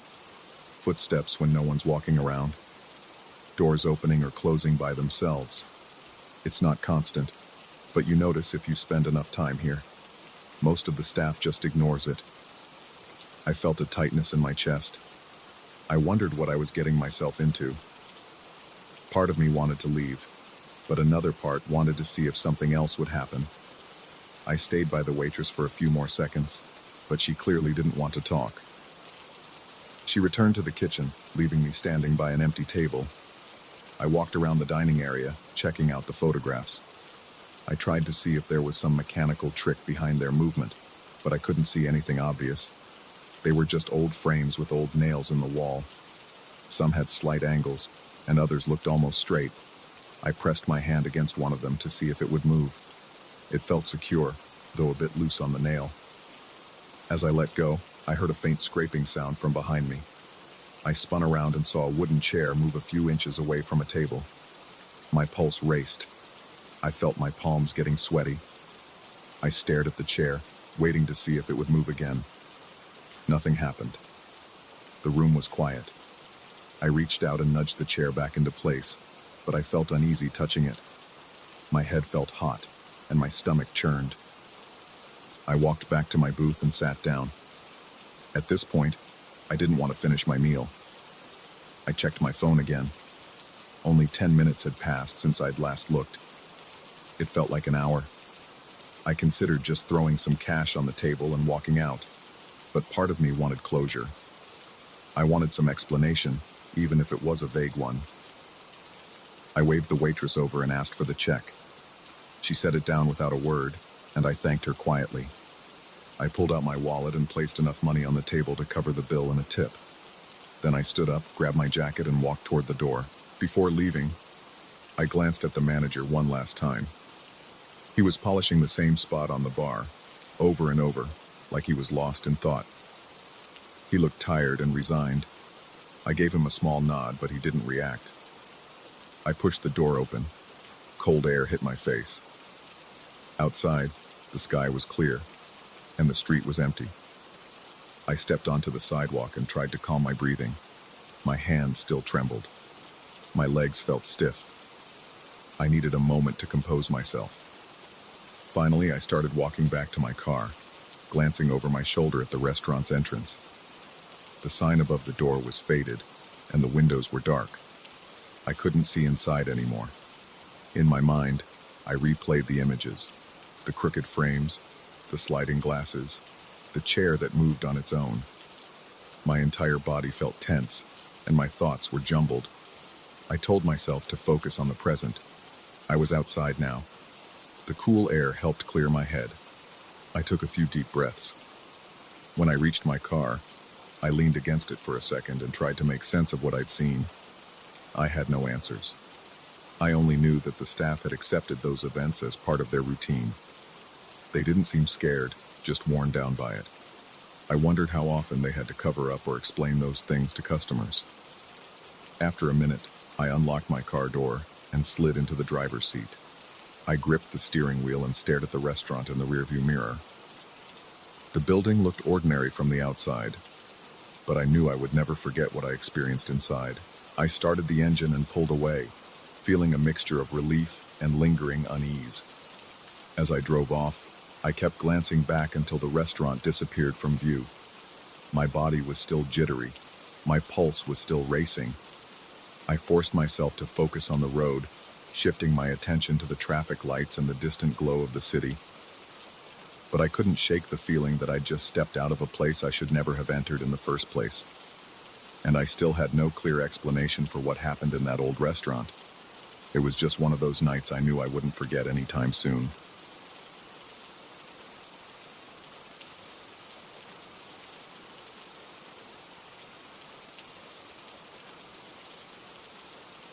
I knew something was off the moment I compared the bedroom measurements to the official floor plan. The paperwork said one thing, but the walls told a different story. My main bedroom was supposed to be a bit wider. At first, I thought the contractor had messed up, or maybe the walls were thicker than expected. But as soon as I ran my hand along the ceiling trim, my gut twisted. There was a slight hollow sound near one corner. It was almost imperceptible. It made the hair on the back of my neck stand up. I didn't talk to anyone about it right away. I wanted to see for myself if there was a reason behind that discrepancy. I started by removing a small section of the ceiling trim, close to the area that sounded hollow. I climbed up on a rickety old step stool that had been left behind by the previous owners. My chest felt tight. The idea of uncovering something hidden in my own home made my palms sweat. I took a small crowbar and wedged it under the trim. It resisted at first, but then it gave way with a crack. A thin layer of dust fell on my shoulders, and I felt an odd shiver. My head was telling me to keep going, but my body felt tense. I pulled away more of the trim and realized there was some kind of sealed panel where I expected just solid plaster. The color was slightly off, like someone had tried to paint it to match the rest of the ceiling. My heart pounded as I pried the panel loose.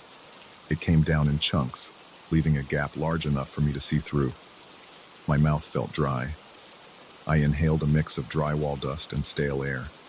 The space behind the panel looked dark, like a void that stretched beyond the normal boundaries of the bedroom. I grabbed a flashlight from my toolbox. I shined the light through the hole. The beam caught a glimpse of something wooden. It looked like the back of a chair. I blinked a few times, trying to make sense of it. Chairs don't just float behind a ceiling. I moved the flashlight around a bit more and saw the outline of a table and what might have been a sofa. All of it was covered in thick dust. The particles floated in the flashlight beam, making it hard to see clearly. I decided to enlarge the hole. My hands shook as I cut away more of the ceiling. I wanted to be systematic, so I used a utility knife and a small saw. The process took a while. At one point, my phone buzzed in my pocket, but I ignored it. I felt like I was on the brink of some bizarre discovery. Every movement I made felt heavier than usual. My breath got shallow. I stopped a few times to wipe sweat from my forehead. When I finally created an opening wide enough to fit through, I aimed the flashlight inside. My stomach tightened. There was an entire hidden room above my bedroom. The angle was awkward, but I could tell it was bigger than a simple storage attic. It looked like a small living space, complete with furniture arranged in a functional way. I saw a couch along one wall, a low coffee table in front of it, and a couple of chairs near what seemed to be a desk. The dust suggested it hadn't been officially used in a long time, but something about the arrangement looked recent. The chairs weren't pushed up against the walls like abandoned junk. They were angled as if people had been sitting there. I hesitated before climbing up. Part of me thought about calling someone, maybe the realtor or a friend, but I felt a strange pull, like I had to see it for myself first. So I hoisted myself up through the hole in the ceiling. My heart thumped against my ribs. When my feet found solid flooring, I tried to steady my breathing. The air was stale, but it carried a faint smell. It wasn't mold or rot. It was more like old wood and a hint of something chemical, maybe varnish that never fully aired out. I swung the flashlight around. Dust swirled, making me cough. I walked slowly across the room, watching the floor for weak spots. My boots left clear tracks in the dust. I saw older footprints too, but they were hard to make out. They might have belonged to someone wearing smaller shoes or maybe just a different tread. My shoulders felt tight.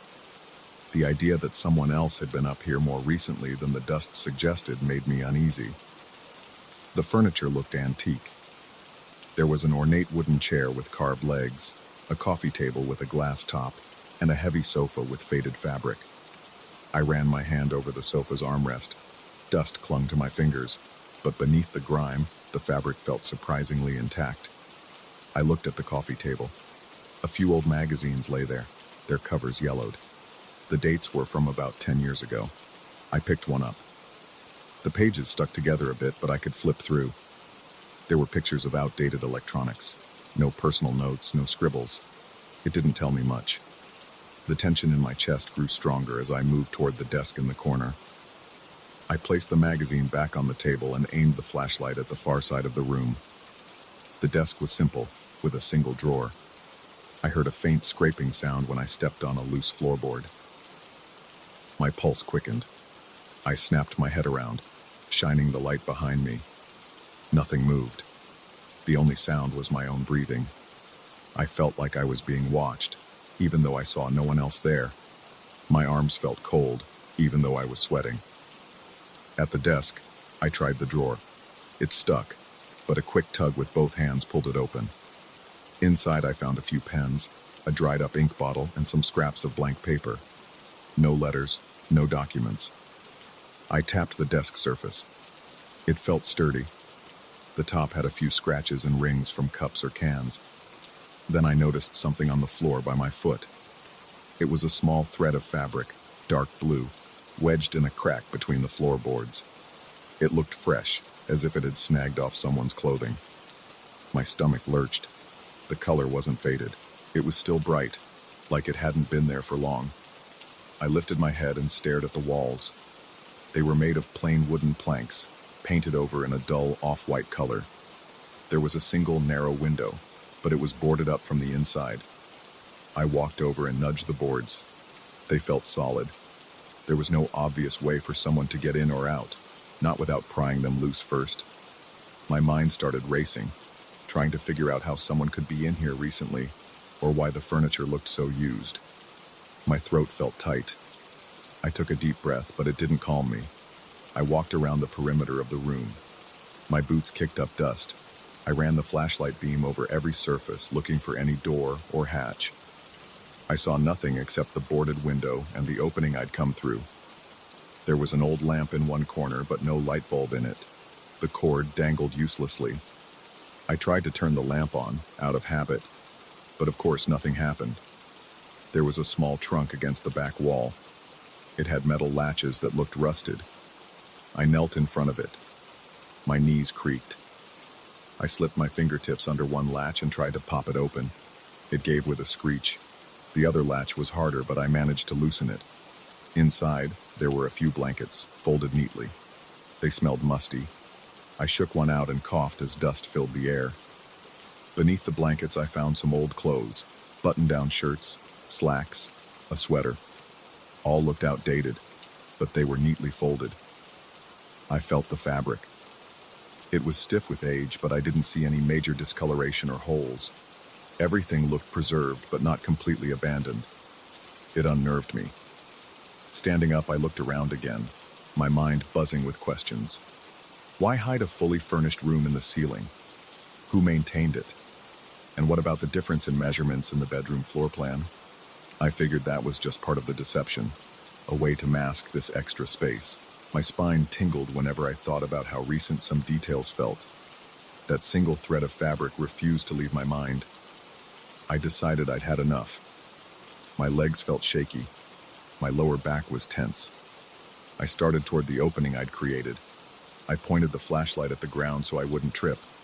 My own footprints in the dust stood out, but every few feet I saw faint impressions of other footprints. They looked older, but not ancient. I tried to judge how big they were compared to mine. It was hard to tell in that low light, but they seemed narrower. When I reached the gap, I switched off the flashlight and put it in my pocket. I climbed down slowly, feeling the edge of the cut ceiling pressing against my sides. Once I was back in the bedroom, I exhaled a long breath I didn't realize I was holding. My heart still pounded. My fingers trembled a little. I sat on the floor, leaning against the wall. Dust covered my clothes, and I felt lightheaded. I stayed there for a minute, trying to process everything. The reality was simple. My new apartment had a hidden room, complete with furniture. But the details made it more unsettling. The recent feel of the setup, the footprints, that piece of fabric, it all implied someone might have been using that space. I pictured someone creeping up there while the place was vacant, or maybe even during the open houses before the sale. I swallowed hard, my throat dry. Eventually, I forced myself to get up. I needed water, and I wanted to step outside.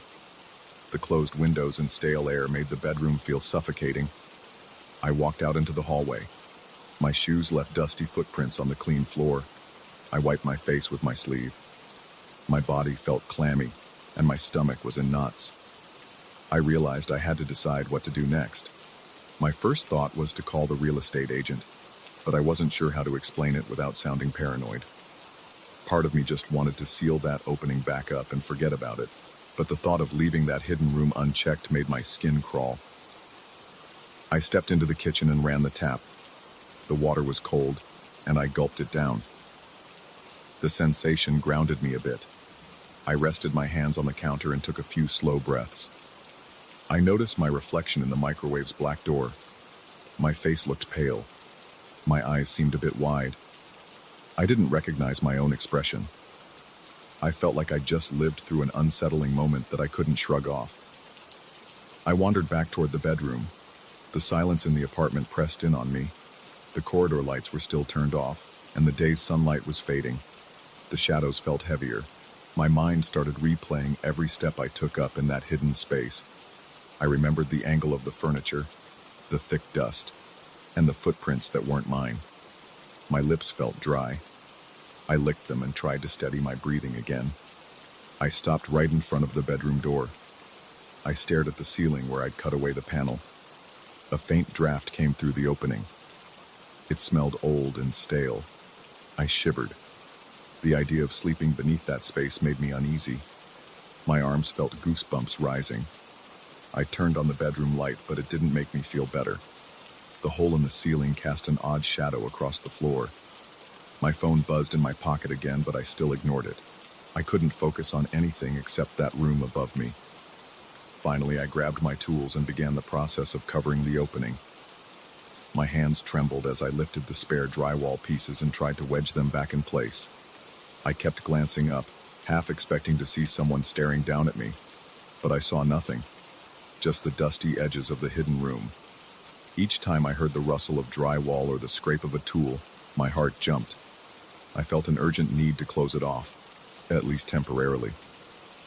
Once I had a rough patch in place, I stepped back and rubbed my neck. My shirt clung to my back with sweat. I still had so many questions, but I couldn't handle staying under that hidden space any longer. The tension in my body felt overwhelming. I decided I'd call a contractor friend the next morning and get a second opinion. I also planned to speak with the real estate agent, though I had no idea how that conversation would go. For now, I just wanted to get out of the apartment. I needed fresh air, and I wanted to clear my head. As I walked to the front door, I couldn't shake the sensation that I wasn't alone. Every sound seemed magnified. My pulse raced. I kept looking over my shoulder. I clenched my fists a few times, trying to get the blood flowing. When I finally opened the door and stepped into the hallway of the building, relief washed over me. The air outside the apartment felt cooler and cleaner. I could breathe again without my lungs feeling trapped. I locked the door behind me. My mind was still spinning, but at least I was away from that hidden room for the moment. I stood there in the hallway, dust still clinging to my clothes, my hair probably a mess. I had no idea what I'd just stumbled into. I just knew I couldn't ignore it. My next steps would involve confronting the people who sold me this apartment. But first, I needed to calm down. My heart was still pounding, and my thoughts were tangled. I walked toward the elevator, my footsteps echoing in the empty corridor. I pressed the button. My body felt drained. As I waited for the elevator doors to open, I caught myself glancing back at my apartment door. I felt that chill in my spine again. Then I looked away and forced myself to focus on the elevator display counting down each floor. I just wanted to get out of there. The door slid open, and I stepped inside. I tapped the button for the lobby. When the doors closed, I finally let out a long, shaky breath. My pulse throbbed in my temples. I stared at the elevator walls and tried to settle my nerves, one floor at a time.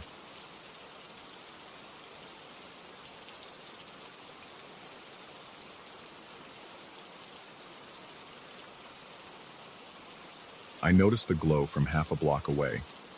It was late, and all the other buildings on that street were dark. This one still had a faint flickering light in the corridor, visible through the glass doors. It didn't make sense, because every rumor I'd heard said this building got shut down years ago. No one should have been inside. But the emergency lights told a different story. I felt an urge to check it out, maybe find a switch or a breaker that someone forgot. A small part of me also wanted to satisfy my curiosity. It felt odd, and I couldn't let it go. I walked up to the main door. The metal handle looked dusty. I placed my hand on it and pushed. It stuck for a second, then gave way with a creak. My pulse kicked up a notch. I glanced over my shoulder, wondering if anyone was watching me from the street, but everything outside stayed silent and empty. I stepped inside and let the door close behind me. A dull thud echoed in the lobby. The entrance smelled like old cardboard and stale air. There was a reception desk to my left, but it was bare. A few scattered business cards were spread across the surface. The overhead light was out, so the only illumination came from the emergency lights in the hall. I didn't see any sign of movement, but I got a nagging feeling that I wasn't alone. My chest felt tight, and my stomach tensed. I tried to stay calm. I noticed a short corridor behind the desk. It led to a row of offices. On one side, I saw a door marked Maintenance.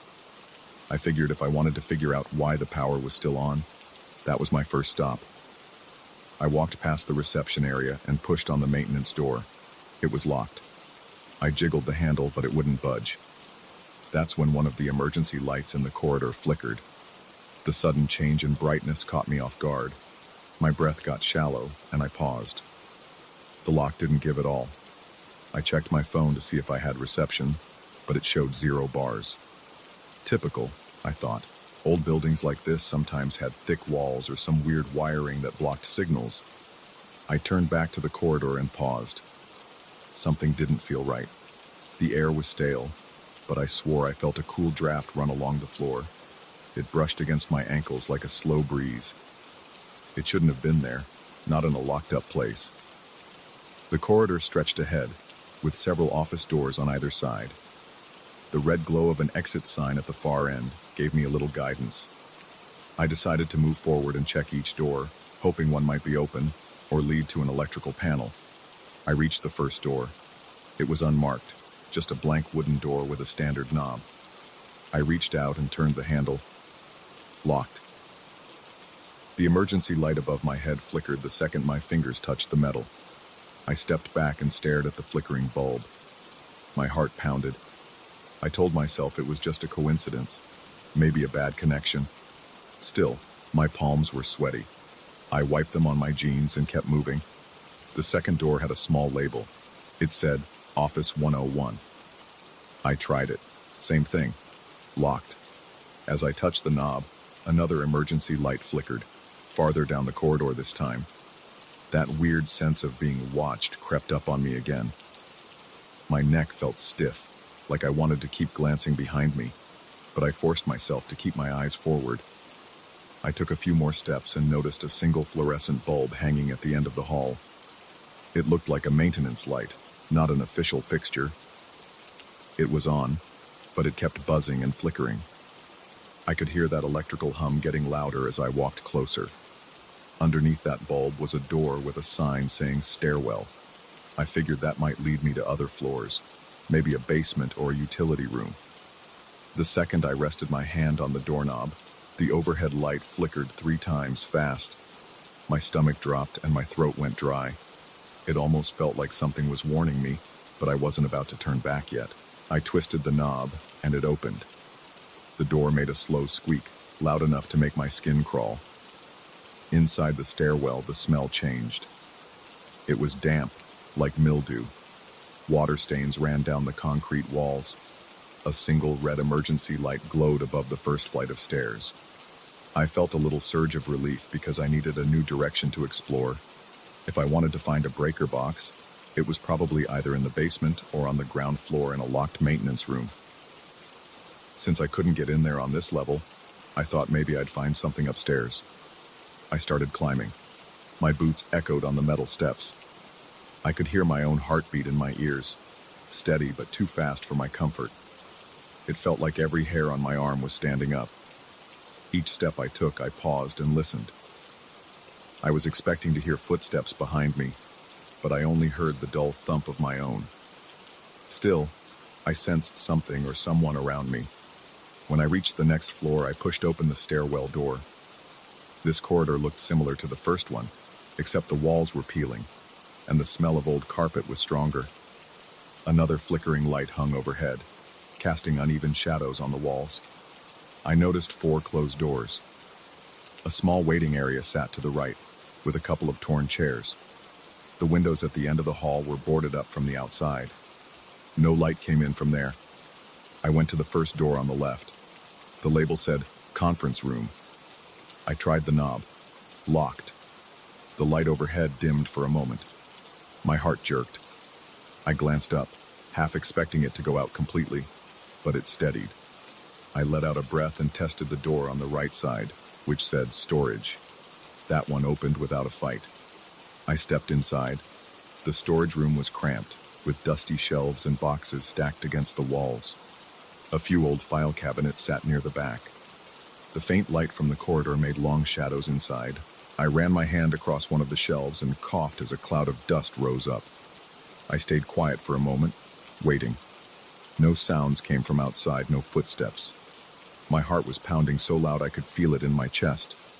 I opened a few boxes, found old office supplies, some binders, nothing important. I didn't see any electrical panels or anything that would explain why the building still had partial power. I left the storage room and tried the conference room door one more time, just in case. It stayed locked. The next door said, "Break room." That door was slightly ajar. I nudged it open with my foot. The inside was dark, but I made out a small kitchenette and a round table with a few chairs. I stepped inside and reached for a switch on the wall, but flipping it did nothing. No overhead light turned on. Then I noticed the humming of a fridge. That stunned me. The building was supposed to be shut down, but this fridge was definitely running. I moved closer and touched it. The sides were cold and vibrating. I opened the door. The interior light was off, but I heard the motor humming. I saw a couple of empty water bottles on the shelf. I put my hand on them. They were cold. That meant the fridge had power, and someone had been around, or at least had used it not too long ago. I felt a rush of adrenaline. My throat was tight and I wanted to get out of there, but I also wanted answers. I shut the fridge, turned around, and saw the corridor lights flicker again. It wasn't just one light this time. The entire hall seemed to blink. My pulse raced. The door made a soft creak. It sounded like it moved on its own. I stepped back into the corridor and glanced around. No one was there, but I felt my skin crawl. I could hardly swallow. I headed back to the stairwell. Each door I passed gave me the same uneasy feeling, like something was behind it. The emergency lights overhead kept flickering in short bursts. When I got to the stairwell door, it was slightly open. I remembered closing it behind me. I felt sweat forming on my forehead. My hand shook when I reached for the knob. I pulled the door open wider, bracing myself for someone on the other side, but I saw nothing, just the same dim red glow in the stairwell. I started moving up again.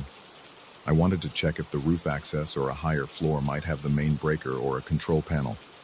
My boots felt heavier with each step. The air in the stairwell felt thicker, like the humidity was rising. I could see water dripping down the walls in some places, leaving dark streaks. A pipe somewhere behind the concrete might have been leaking. When I reached the third floor, the lights in the stairwell flickered more intensely. I rested a hand on the railing, feeling the metal vibrate with every flicker. It was subtle, but it was there. I pushed the door open. It resisted a bit, almost like someone was on the other side, but it gave way after a second. This floor's hallway was darker. Only one emergency light worked, and it was near the far end. The doors here looked the same as below, but they were spaced farther apart. I guess these might have been larger offices. My eyes locked onto a metal door at the end of the corridor that looked heavier and more reinforced than the others. I had a hunch it might lead to a utility room or something related to building maintenance. As I approached, the single working emergency light flickered. My muscles felt tense, and my nerves were on edge. But I couldn't turn around now. I had to see what was behind that door. My hand was shaking as I gripped the knob. It didn't turn. The door was locked. I saw a small keypad on the wall next to it, but no power light on the keypad. I pushed the door anyway. Nothing. I tried pulling. It stayed shut. Then the light above me flickered again, more rapidly, and the corridor dimmed for a second. I let go of the knob and stepped back. My mouth felt dry, and my head started to ache from the tension. A noise behind me made me freeze. It sounded like a single footstep on the hard floor. I spun around, scanning the darkness. Nothing moved. The corridor was empty. My ears were ringing. I took a slow breath to steady myself, then decided I'd had enough. If there was any explanation for the power still being on, it had to be behind that locked door or in some hidden fuse box. But I wasn't going to find it that night. My gut told me to leave. I returned to the stairwell, moving faster than before. My ears were buzzing with anxiety. It felt like something was right behind me, breathing down my neck.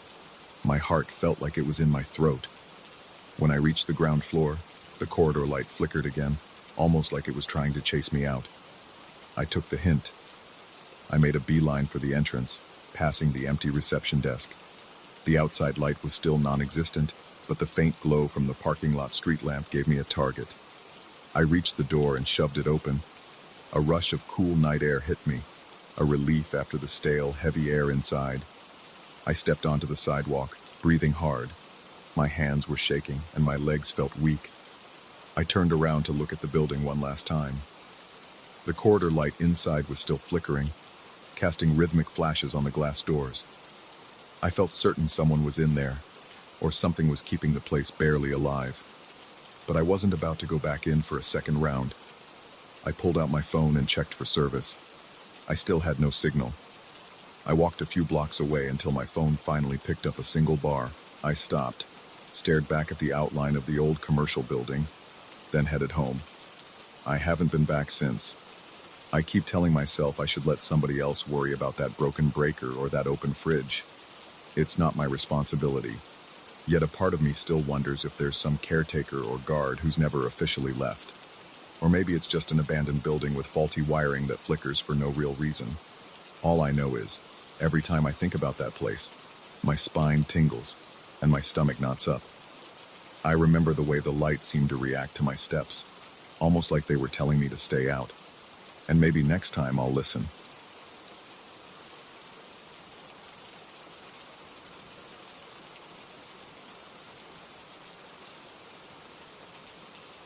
I first heard the tapping on my second night in the house. It was around midnight. I was sitting on the couch in the living room, reading through my phone messages, when I felt a slight vibration through the floor.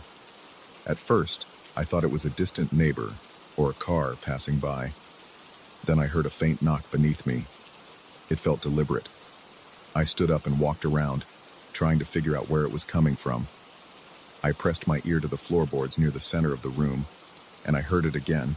2 knocks, spaced a few seconds apart.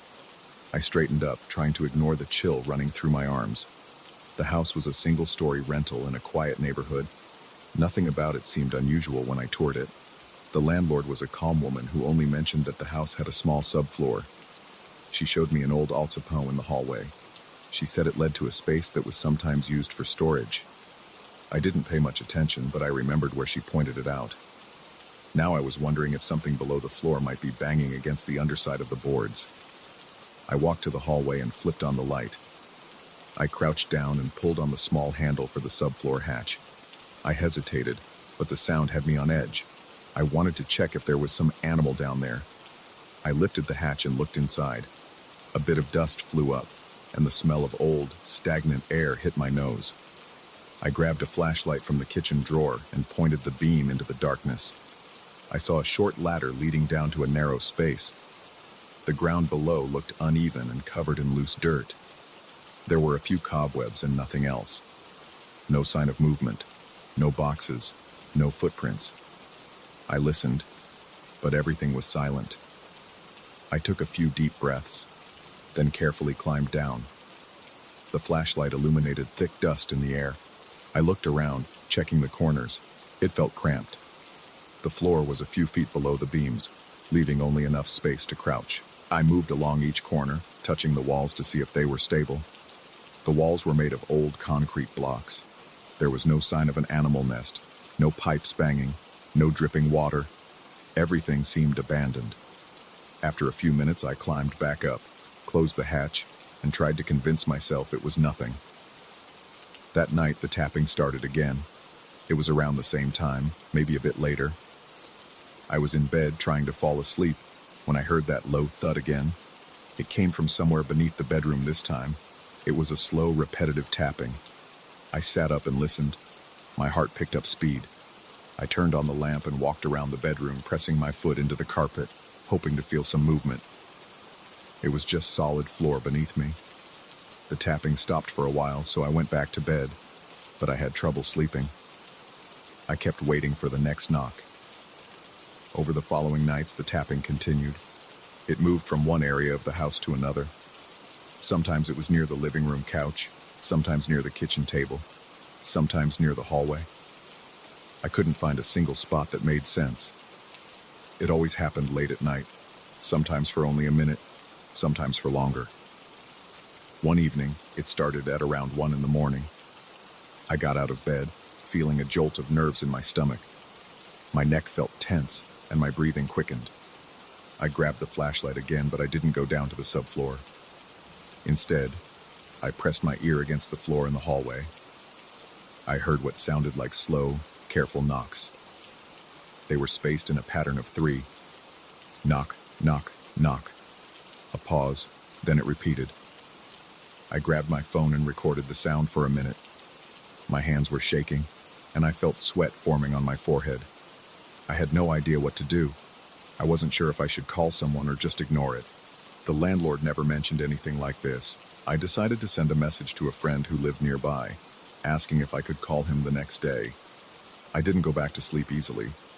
I kept hearing faint sounds, and every time my eyes closed, I felt a jolt of fear. The next day, I showed my friend the recording. He looked at me and shrugged. He said it might be pipes or an old foundation settling. He suggested checking around the exterior of the house. Maybe there was a loose panel or some tree root pushing against the foundation. I took his advice and walked around the outside of the house that afternoon. The walls looked intact. The ground was dry and flat. I didn't see any holes or cracks. I noticed a few old vents along the base of the house, but they seemed clogged with dirt and spider webs. Nothing jumped out at me. That night, I decided to stay up late and keep the lights on. I set up a small camping chair in the living room, facing the hallway, because that was where I heard the loudest tapping. I had my phone ready to record. I waited until midnight, then 1 a.m., then 2 a.m. By 2:30, I was half asleep. My eyes were heavy, and I was struggling to keep them open. Right when I considered giving up, I heard it. A steady knock from underneath the living room floor. My chest felt tight. I forced myself to stay calm. I pressed record on my phone again. I listened as the knocking formed short bursts, like it was delivering a simple code. The hair on my arms stood up. I couldn't tell if it was random or if it had a pattern, but it sounded too consistent to be random. I waited it out for a few minutes until it stopped completely. The next morning, I replayed the recording. The taps were clear and separated by almost the same interval every time. I felt uneasy. I considered contacting a professional to check the foundation, but I also worried they would think I was hearing things. I decided to investigate the subfloor again, this time in the daylight. I opened the hatch, climbed down, and tried to see if there were any sections of the subfloor that looked hollow or replaced. I tapped on each beam and each support. Everything seemed solid. I crawled around, coughing at the dust. I found a few old nails and a piece of cardboard, but nothing else. The space was empty. My frustration grew. That afternoon, I went to a hardware store and bought a small camera that could be mounted on a rod. It was the kind people use for plumbing inspections. I thought maybe there was a hidden space beneath the dirt. I spent a few hours jabbing it into the ground in different spots, moving the camera around. The feed on my phone showed nothing but dirt, cobwebs, and the same concrete walls. I felt sweat dripping down my neck as I worked. It was hot down there, and the air felt stale. But I didn't see anything that would cause knocking. After I finished, I sealed the hatch again. The knocks came back that night. They were louder. They happened around 1 in the morning, then again at 2, then again at 3. They were slow, measured taps, each set lasting about half a minute. My heart pounded each time. I sat up in bed, my mind racing. I checked under the bed, in the closet, behind the door, even though I knew the sounds were coming from the floor. I couldn't rest. By the time morning came, my body felt exhausted. My eyes burned. My muscles were tense. I called my landlord that morning. I told her about the noises. She sounded surprised and said she had never heard of anything like that happening in the house. She offered to come by and listen. That evening, she showed up around 6. We walked through every room. She looked at the subfloor hatch. She admitted she had never gone down there herself, but she said the previous tenants never reported anything unusual. We waited until about 10, but nothing happened. No knocks, no vibrations. Eventually, she left. The house felt quiet again, and I felt anxious because I knew the knocking would probably return once I was alone. I was right. Around midnight, I heard it again, this time closer than before. The living room floor shook slightly with each knock. I turned on every light in the house and walked around with my phone recording. My legs felt weak. My mouth was dry. I stood in the hallway listening to the knocks. They paused, then started again. I climbed down to the subfloor with my phone flashlight on, trying to catch it from below. I half expected to see a person crouching in the darkness, but there was no one there. The knocks continued above me, right over my head. I waved my phone light around, searching for any sign of movement in the beams or the boards. Nothing. Just the same dusty space. I decided to speak out loud. I shouted, asking if someone was there, even though it felt ridiculous. The knocking stopped. My chest tightened. I stood still, breathing hard, staring at the floor above me. The silence weighed on me. After maybe a minute, I climbed back up. I felt shaken. I sat on the edge of my couch, my mind spinning. I felt a dull ache in my temples. My palms were sweaty. I locked every door and window.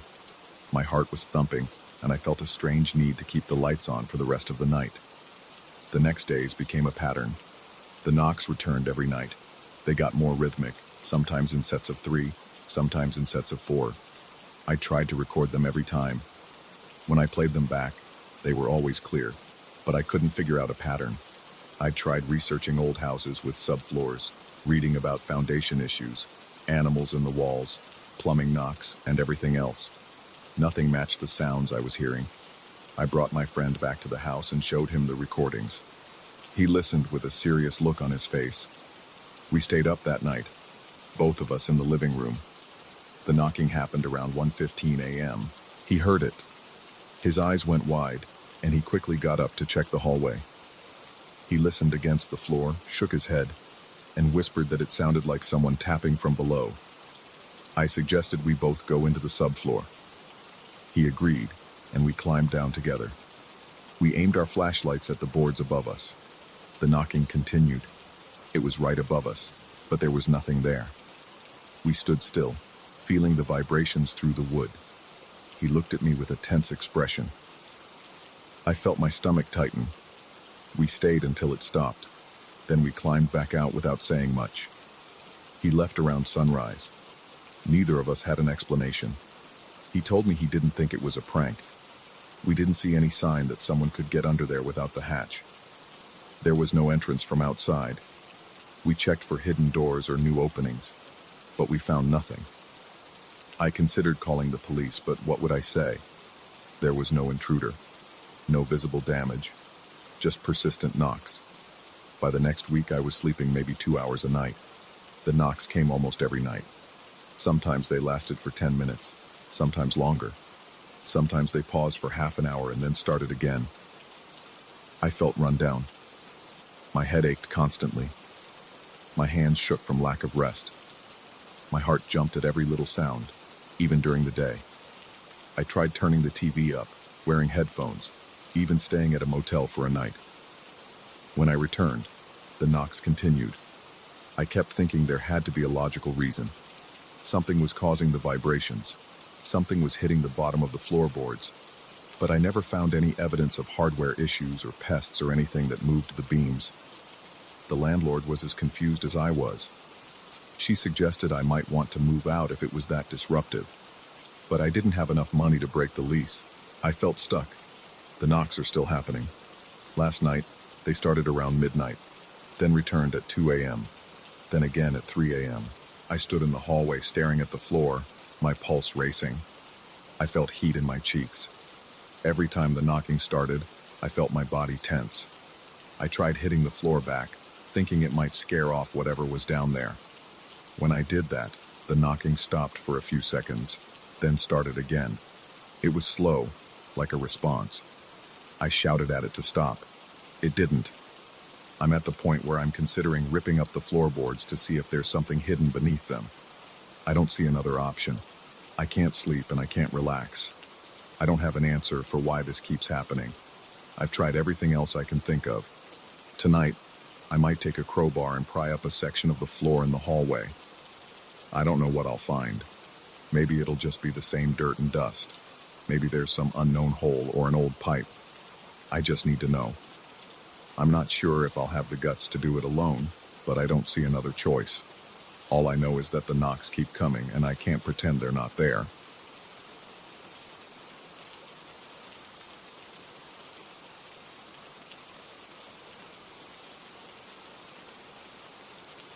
I walked into that hotel on Friday afternoon feeling tired and ready for a quiet weekend. I remember the sign out front looked half faded, and the parking area was full of cracks. I had driven about 3 hours from the city, and just wanted a decent bed and a hot shower. The place looked small, old, and a bit run down, but I wasn't looking for luxury. I just wanted a break from my usual routine. I never thought I'd leave that place with my nerves shot and my mind running in circles. But things took a strange turn in that old building, and I can't get the memory out of my head. When I stepped into the lobby, I smelled something like old carpet and stale coffee. The walls had a dull beige color with some peeling spots near the ceiling. A single light flickered near the reception desk. There was a tall man with thin hair behind the counter. He looked at me without much expression and asked if I had a reservation. I told him I'd booked a room online, just for the weekend. He nodded and flipped through a ledger before handing me a key attached to a small plastic tag. The number on the tag was 104. I remember glancing around the lobby and noticing a single couch against one wall. The cushion was torn on one corner. There was a stand with brochures for local attractions, but most of them looked outdated. No one else was around. It felt almost deserted. I asked if there were any nearby places to eat, and the man said something about a diner a few miles down the road. He didn't smile or offer any additional help. He just told me to enjoy my stay in a flat tone. I grabbed my small suitcase and headed for the stairs, since there didn't seem to be an elevator. On the way to the room, I noticed the hallway lighting was dim. It hummed quietly, like a tired electrical system trying to keep up. The carpet felt squishy under my shoes, as if it hadn't dried from some old cleaning. The air smelled musty, and I felt a slight chill. When I reached the door to room 104, I had to jiggle the key in the lock for a few seconds. The handle felt loose. Once inside, I saw the room had a single bed, a small table with one chair, and a tall mirror on a wooden stand in the corner. The bathroom door was to my left.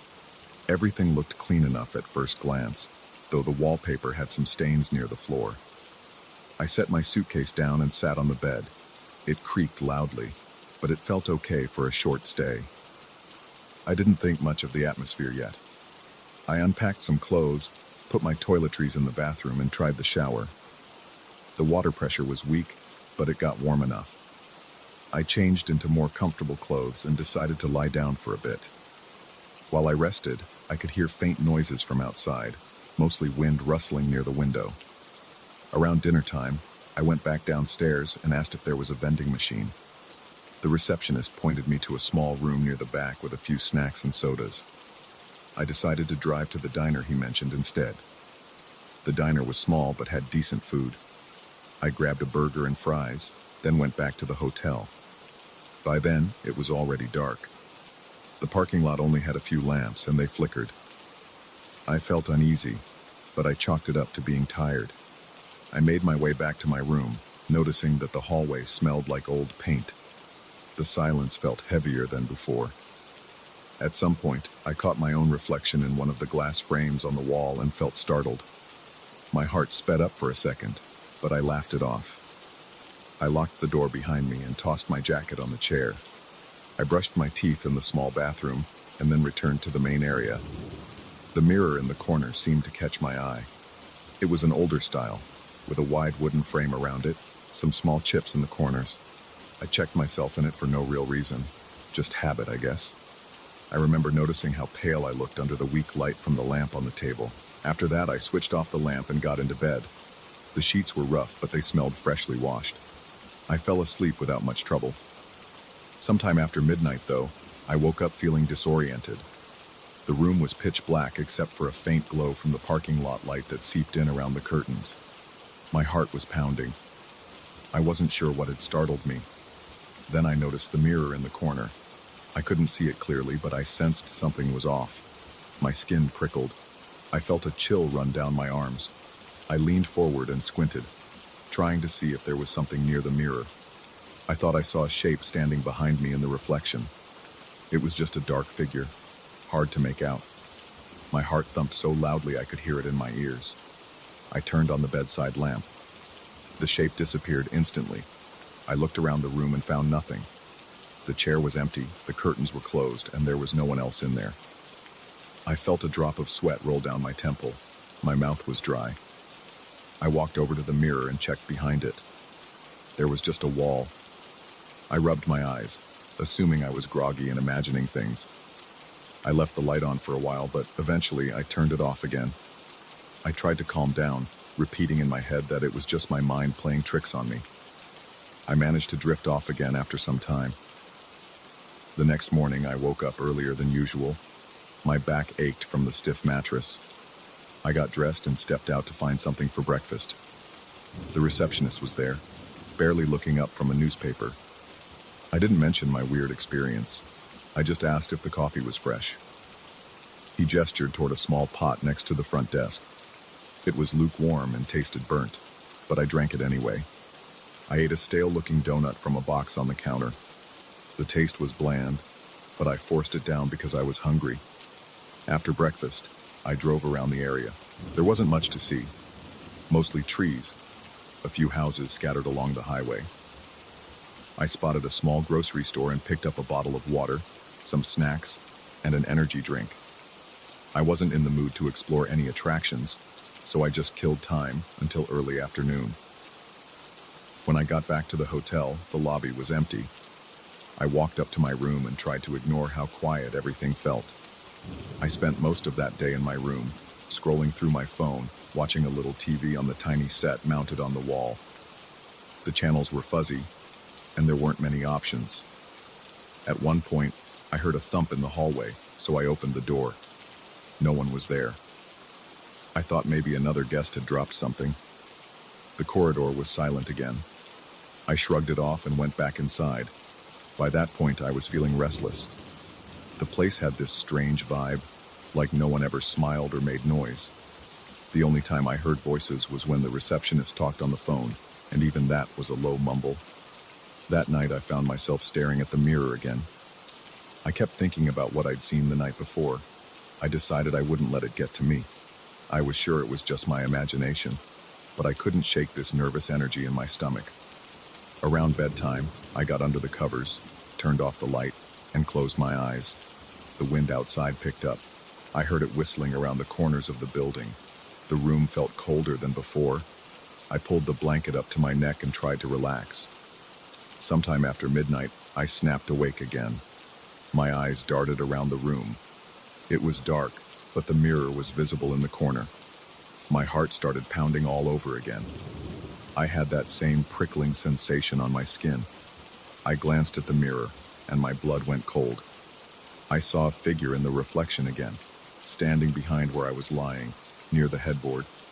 It was just a dark outline, but it seemed taller than me. My heart hammered against my ribs. I could barely breathe. I reached for the lamp, fumbling for the switch. My fingers felt clumsy. When I turned it on, the figure vanished. I twisted around and looked behind me. Nothing was there. The room was empty. I sat up, trying to steady my breathing. My mouth went dry and I felt sweat on my forehead. My legs felt weak when I stood. I walked over to the mirror and stood in front of it, staring at my own face. My eyes looked wild, and I noticed my hair sticking out on one side. I stood there for a minute, waiting to see if anything else appeared. The mirror showed only me and the rest of the small room. I pulled the mirror away from the wall a bit, checking behind it again. Still nothing. I felt silly, but I couldn't deny the terror I'd felt. My arms had goosebumps and my stomach churned. I didn't sleep much after that. I left the lamp on and tried to rest with my eyes half closed. Every little sound made me jump. The hours dragged until morning. I got up early again, threw on my clothes, and decided I couldn't stay another night in that room. I just wanted to get out of there. I packed my bag in a hurry, shoving my things inside without folding anything. I felt anxious, and my hands shook a bit. I wanted to leave before the feeling got any worse. When I headed downstairs, the receptionist was there again. He watched me for a moment, then picked up a small envelope from the counter.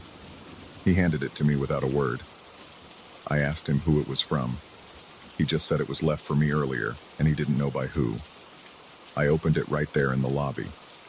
It was a short note on a plain piece of paper.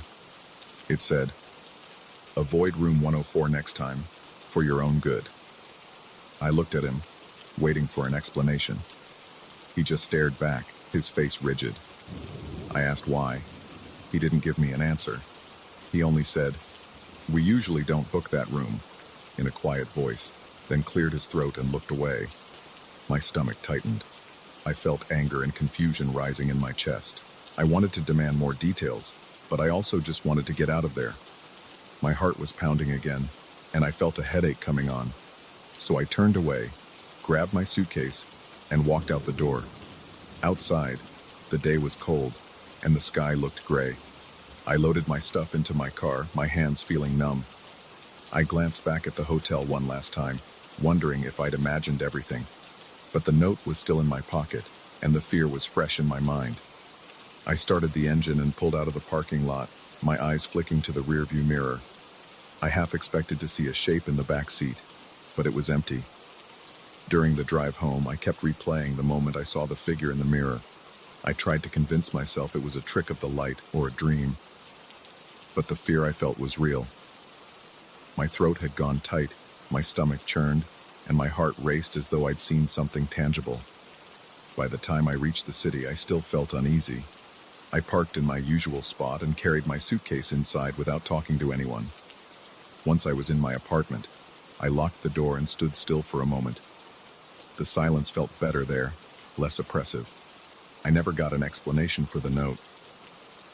I called the hotel a few days later, trying to speak to the same receptionist, but someone else answered. They told me there was no record of a note. They said room 104 was just a normal room. When I asked to speak to the guy who had given me the key, they said he worked there part-time and wasn't available. I tried one more time a week later, but I couldn't reach him. Eventually, I gave up. I just accepted that the place had something off about it, and I wasn't going back. Now, whenever I pass by a mirror in a dim room, I feel a little nervous. Sometimes I catch myself checking the corners, making sure there's no one lurking in the reflection. It's not something I can easily explain to other people. They'd probably laugh or think I'm exaggerating, but I know what I saw. Even if it was just a shape or a shadow, I remember the terror. My body's reaction was too strong to ignore. I can't say exactly what happened in that hotel. I only know that I saw something in the mirror 2 nights in a row, and every time I turned around, it was gone. I know the receptionist gave me a note telling me never to stay in that room again, though he wouldn't explain why. And I know that right now, I have no desire to go near that place. I still have the note, folded in a drawer. Sometimes I take it out and read it again, but it doesn't offer any clues. It just reminds me that room 104 is a place I never want to see again. I haven't told many people about this. It still gives me chills. All I can say is that if you ever find yourself in a lonely hotel with a tall mirror in the corner, pay attention. If you see something in that reflection that shouldn't be there, trust your instincts. That's all I've got. I spent 1 weekend in that room and I'll never forget it.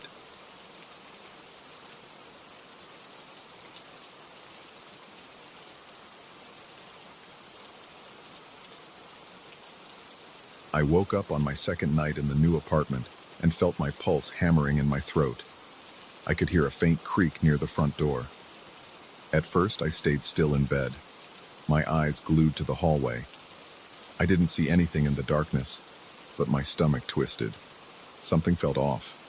I got up, walked over to the doorway, and flipped on the overhead light. The apartment looked normal. Nothing was out of place, but I could still hear that slow squeak somewhere, like metal rubbing against metal. I moved in here last week. The building's old, with chipped paint on the walls and faded tiles in the kitchen. The landlord warned me about a few quirks: noisy plumbing, drafty windows. He didn't mention hinges that squeak all night or windows that unlock themselves. The first night I wrote it off as ordinary old building noises. But after that second night, I couldn't brush it off so easily. During the day, the place seems normal. The living room has an old couch I bought online. My TV sits on a rickety stand. The kitchen cabinets stick, and sometimes I have to yank on them to open them. The bathroom light flickers if I leave it on too long. Everything is manageable during daylight. It's at night that things get strange. I started hearing the squeaking noise every time I lay down in bed. I would sit there, arms crossed over my chest, waiting.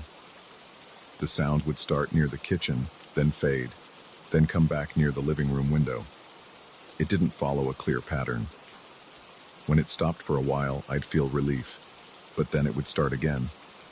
Sometimes I wondered if a neighbor upstairs was pacing, but the building's walls are thick.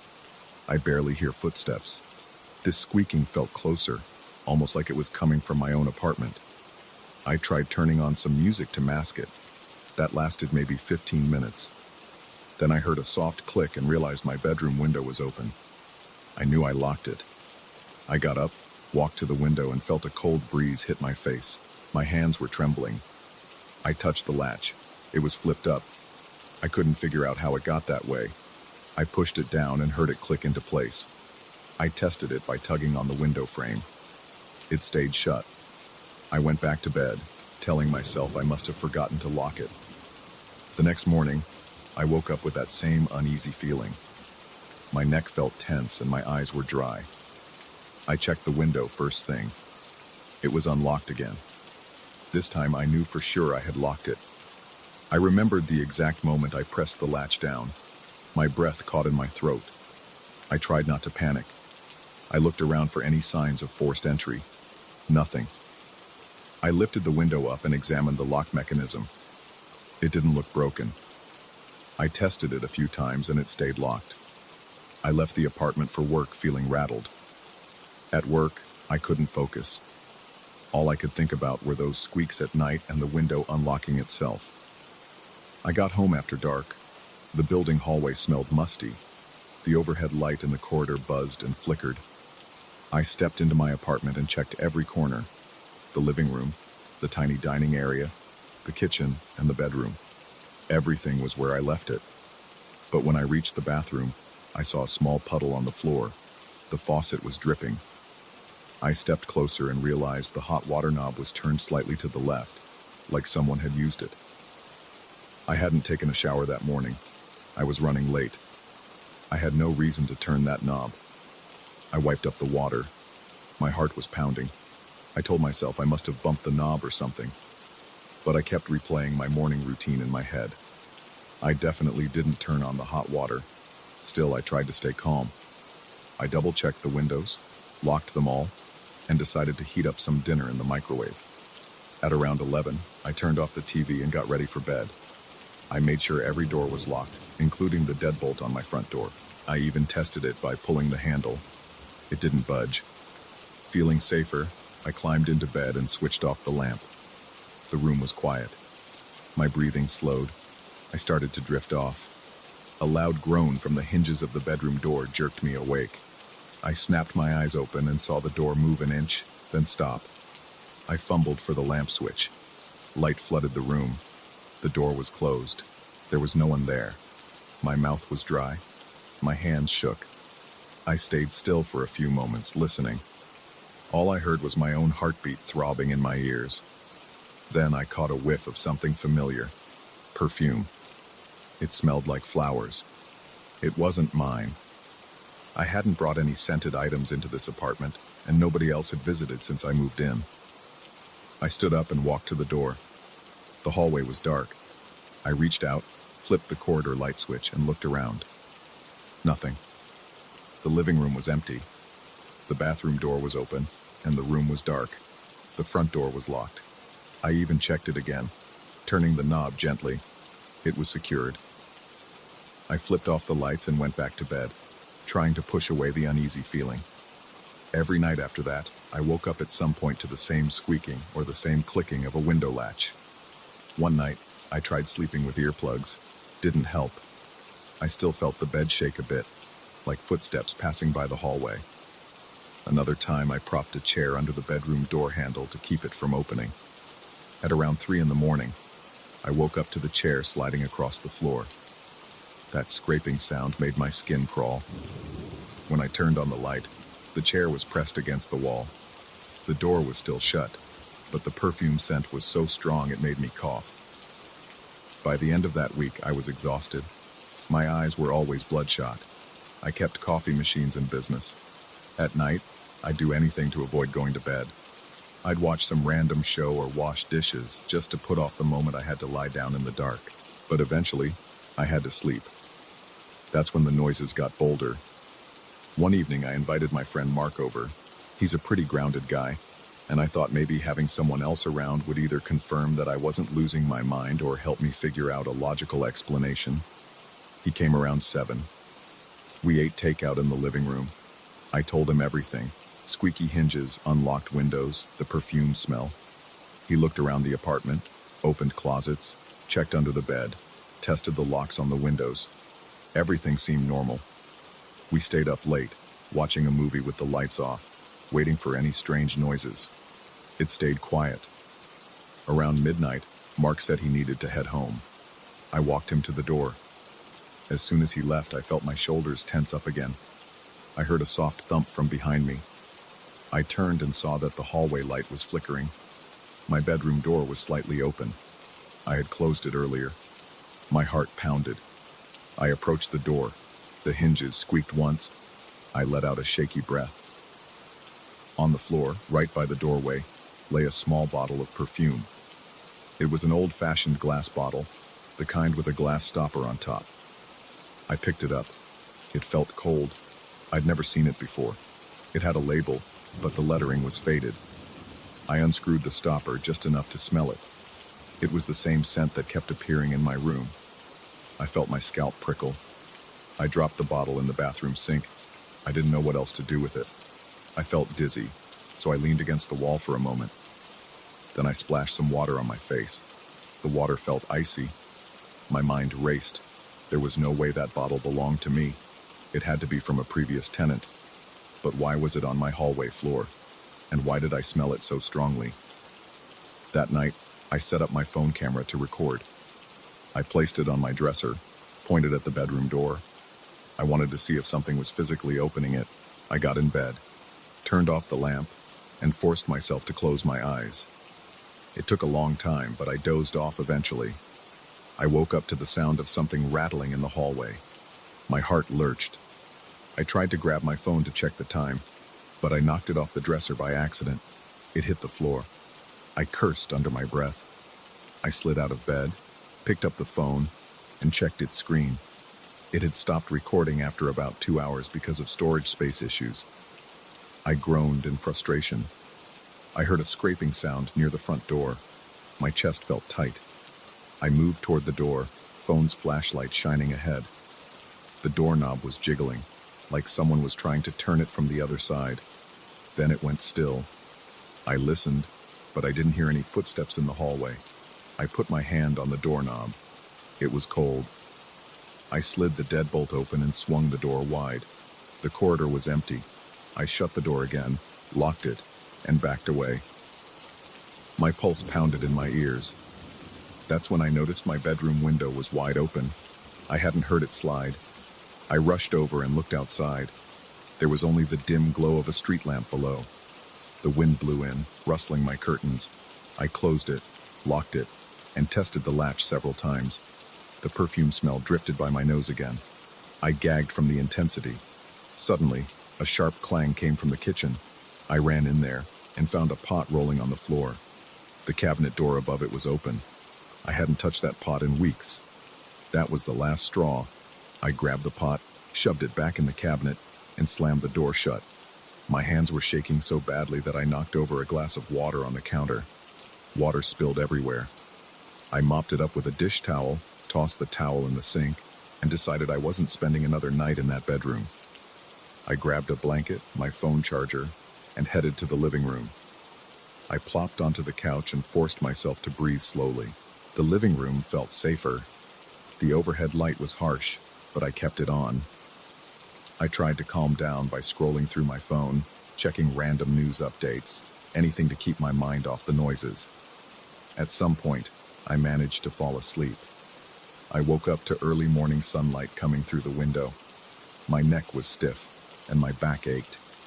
But at least I hadn't heard anything else the rest of the night. For the next few days, I slept on the couch.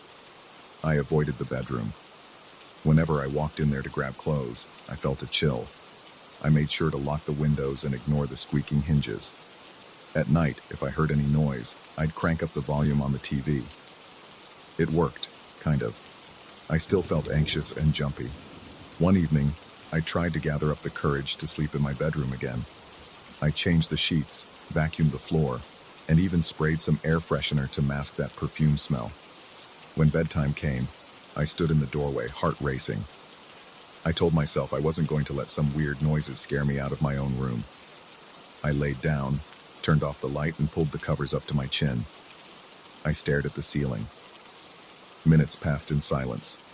My eyelids got heavy. I rolled onto my side. I wasn't sure how long I slept, but I jolted awake when I felt a presence near the door. I couldn't see anything, but I had the overwhelming impression that someone was standing there staring at me. My breath caught in my throat. I lunged for the lamp switch. The room flooded with light. The door was closed. Nobody was there, but I smelled that same perfume, stronger than ever. It was like the air was saturated with it. My eyes watered from how intense it was. I stumbled out of bed, hand over my nose, and flung the door open. I paced the hallway, my heart pounding. I didn't see anyone, but I couldn't stay in that room with that smell. It was overwhelming. I spent the rest of the night on the couch again, thinking about what to do. I didn't want to deal with unknown visitors, squeaking hinges, and windows that seemed to unlock themselves. My body felt worn down. Every muscle in my neck and shoulders was tight. My head pounded. I felt dehydrated. Each time I tried to relax, I heard another small noise somewhere in the apartment. The next morning, I started packing up my things. I couldn't handle it anymore. I grabbed moving boxes from the closet and began filling them with my clothes, my books, and my kitchenware. By the afternoon, the apartment looked half empty. I left the windows locked, closed the bedroom door, and shoved a few final items into a suitcase. I didn't care about the lease. I just wanted out. I called a friend who owns a pickup truck and asked for help. He agreed to come by the next day. That night was my last night in the apartment. I slept on the couch with the lights on. The building was quiet, but I didn't trust it. I kept glancing at the hallway, expecting to see the door slowly creak open. My friend arrived in the morning, and we loaded my boxes into his truck. As we carried the last box out, I heard a faint squeak. I froze in the hallway. I realized it was the apartment door hinge, the same squeak I'd heard in the middle of the night. I closed the door for the final time, locked it, and walked away. The landlord wouldn't get a second month's rent from me. I was done. I didn't see any figure that morning, and there was no perfume smell when I left, but my skin still prickled. Even outside on the sidewalk, I couldn't shake that tense feeling. I climbed into my friend's truck, slammed the door, and watched the old apartment building fade in the rearview mirror. My heart rate slowly settled. I was relieved to be gone. I wanted to breathe fresh air and sleep without fear. That's all I wanted. And as far as I was concerned, I wasn't stepping foot in that place again.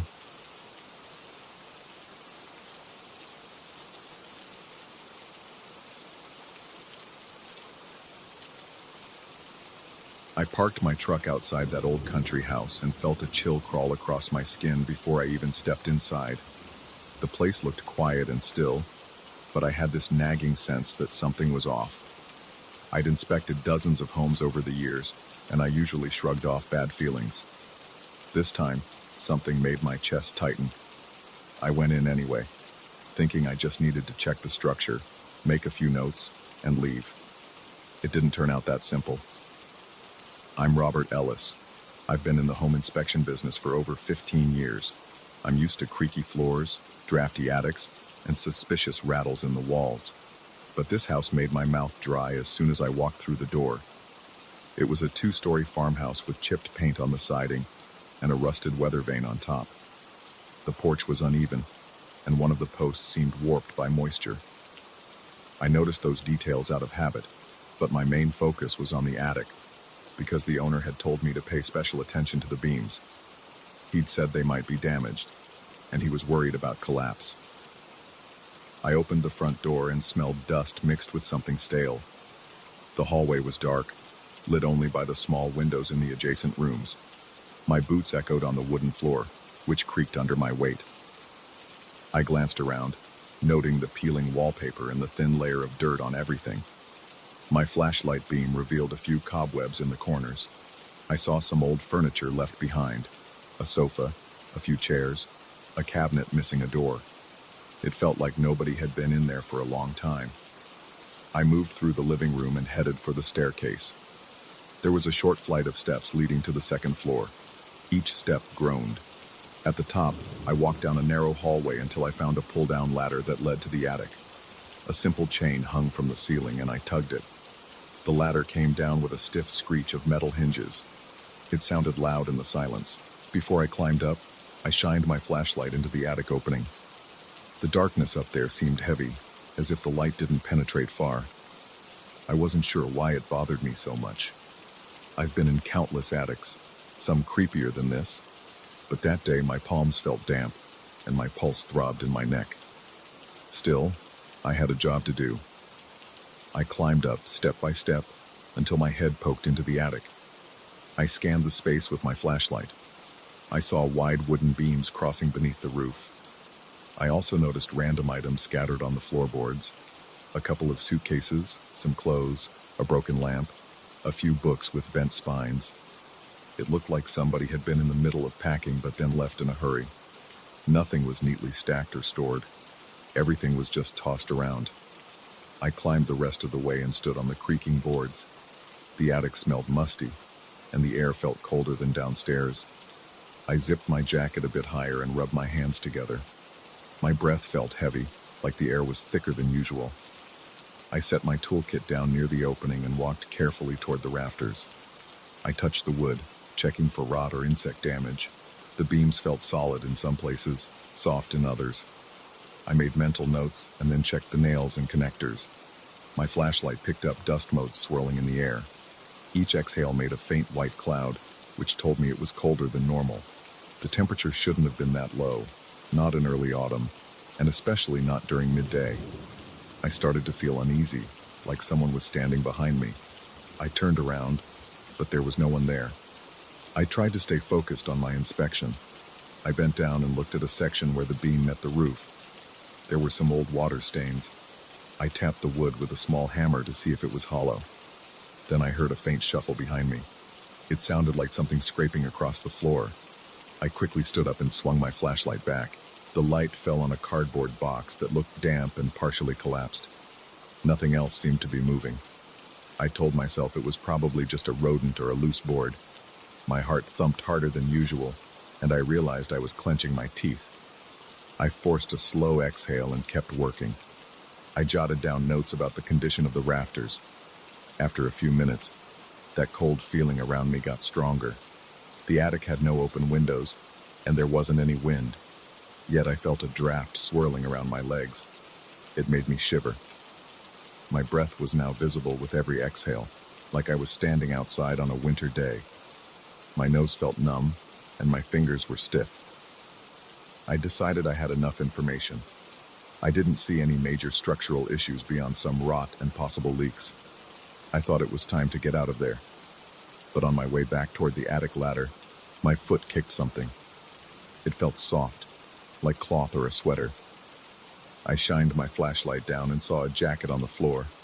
It looked worn, with a rip along one sleeve and mud stains on the hem. I didn't see any tags. I nudged it aside to keep going, but something about it made me pause. It was an ordinary jacket, but the way it was dropped there, near a battered suitcase and a pair of boots, felt strange. I picked up the boots. They were caked with dried mud, laces missing. It looked like someone yanked them off in a hurry and never bothered to clean them. I was trying to imagine why someone would leave all this stuff behind. I found a wallet next to the boots, too.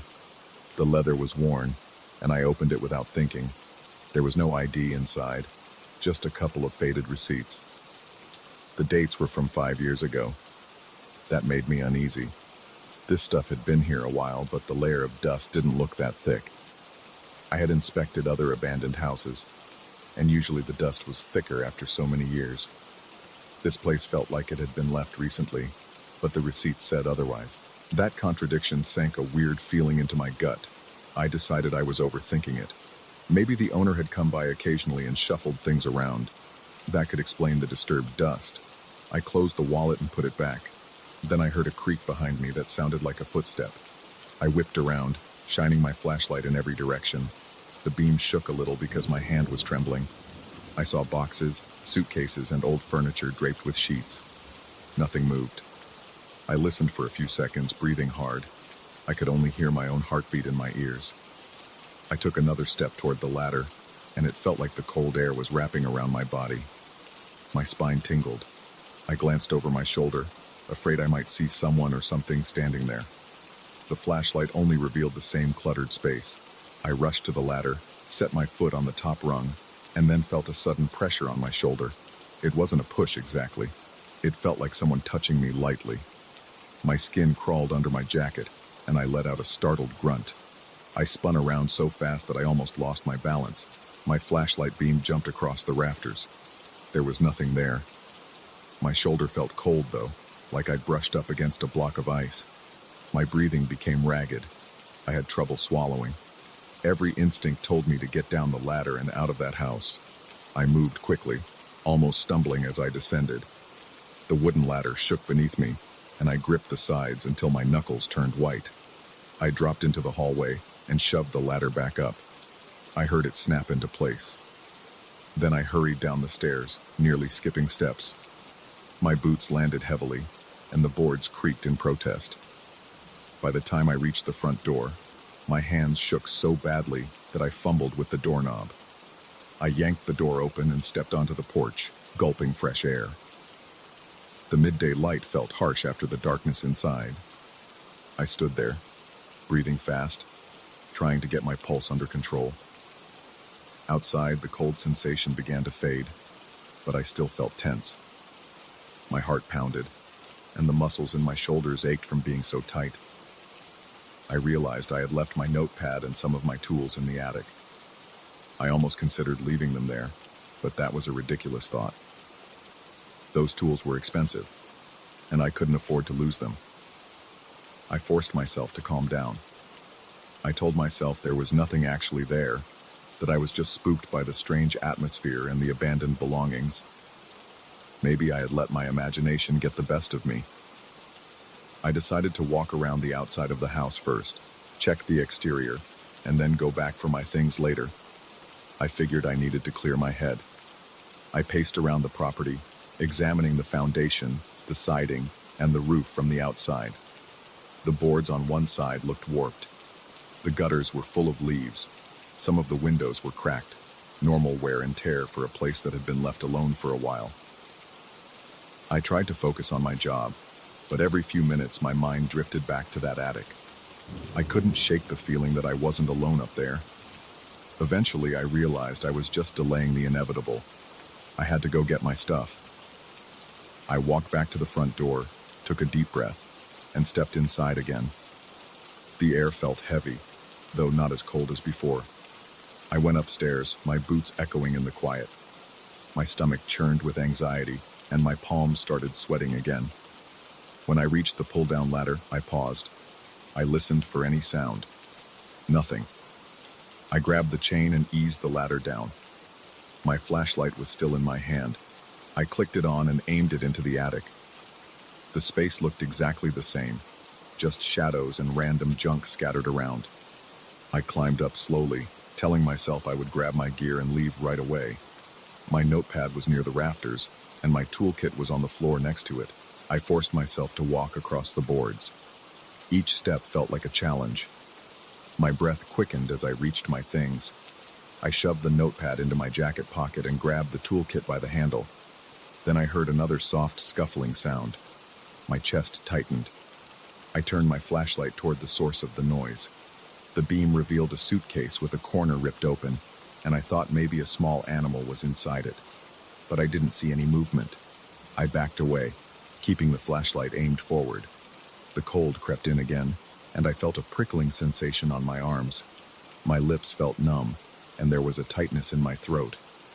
I stepped carefully, trying not to trip over the clutter. Just as I was about to reach the ladder, I heard the creak again, like a board shifting under weight. It came from behind me. My heart was pounding so hard it hurt, and a bead of sweat rolled down the side of my face. I didn't turn around. I just kept moving. I made it to the ladder opening and climbed down fast. The moment my feet touched the hallway floor, I gave the ladder a hard shove. It sprang up and banged against the ceiling. My breathing was loud in my own ears. My hands shook, and I held the toolkit in a death grip. I hurried down the steps, careful not to trip and break my neck. I was out the front door in seconds. Once outside, I didn't even bother to lock up. The owner had given me a key, but I just left it in the door. I'd sort it out with him later. I rushed to my truck, tossed my toolkit on the passenger seat, and slammed the door shut. My head was pounding, and my hands were clammy. I started the engine and cranked the heat, even though I was already sweating. I wanted to get warm, or maybe just feel normal again. As I backed out of the driveway, I glanced at the farmhouse. The upstairs window looked dark. I had this urge to look away, but I couldn't. I half expected to see a face peering out from behind the dirty glass. But there was nothing. Still, the hair on my arms stood on end. I turned my eyes to the road and pressed my foot on the gas, leaving that place behind me. The ride home was tense. I kept replaying everything in my mind. Those random belongings tossed around, the sudden cold, the noises behind me, that strange touch on my shoulder. I tried to rationalize it. Maybe there was a draft, and maybe my nerves were on edge for no real reason. But none of that explained why I felt so certain that something wanted to follow me out.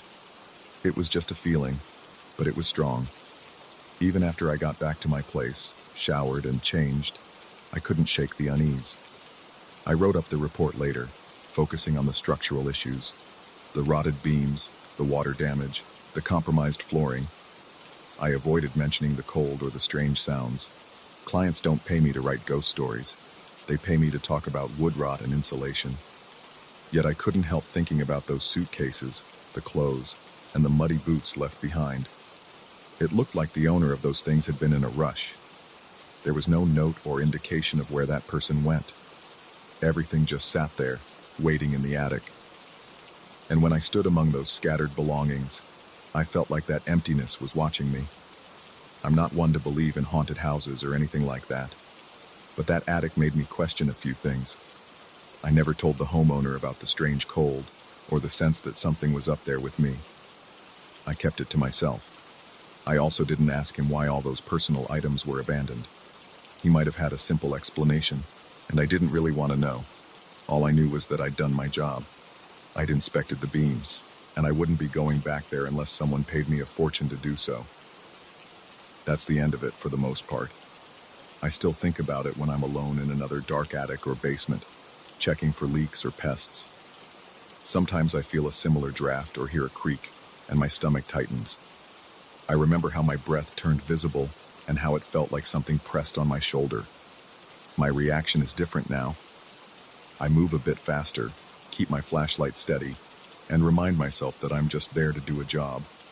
Still, I can't forget that house, and I'm not sure I ever want to step inside it again.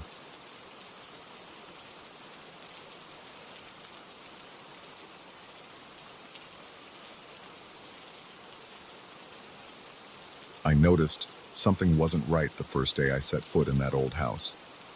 The front door creaked in a way that made me tense, and the hallway smelled stale. I had just inherited the property from a distant uncle. I didn't have fond memories of him or the house, but I needed a place to stay. I moved my bags into the foyer and looked around. The walls had yellowed wallpaper, and the floorboards groaned with every step. I felt uneasy. My chest felt tight, and my palms were clammy. The place felt occupied even though I was alone. I made my way through each room, flipping the light switches.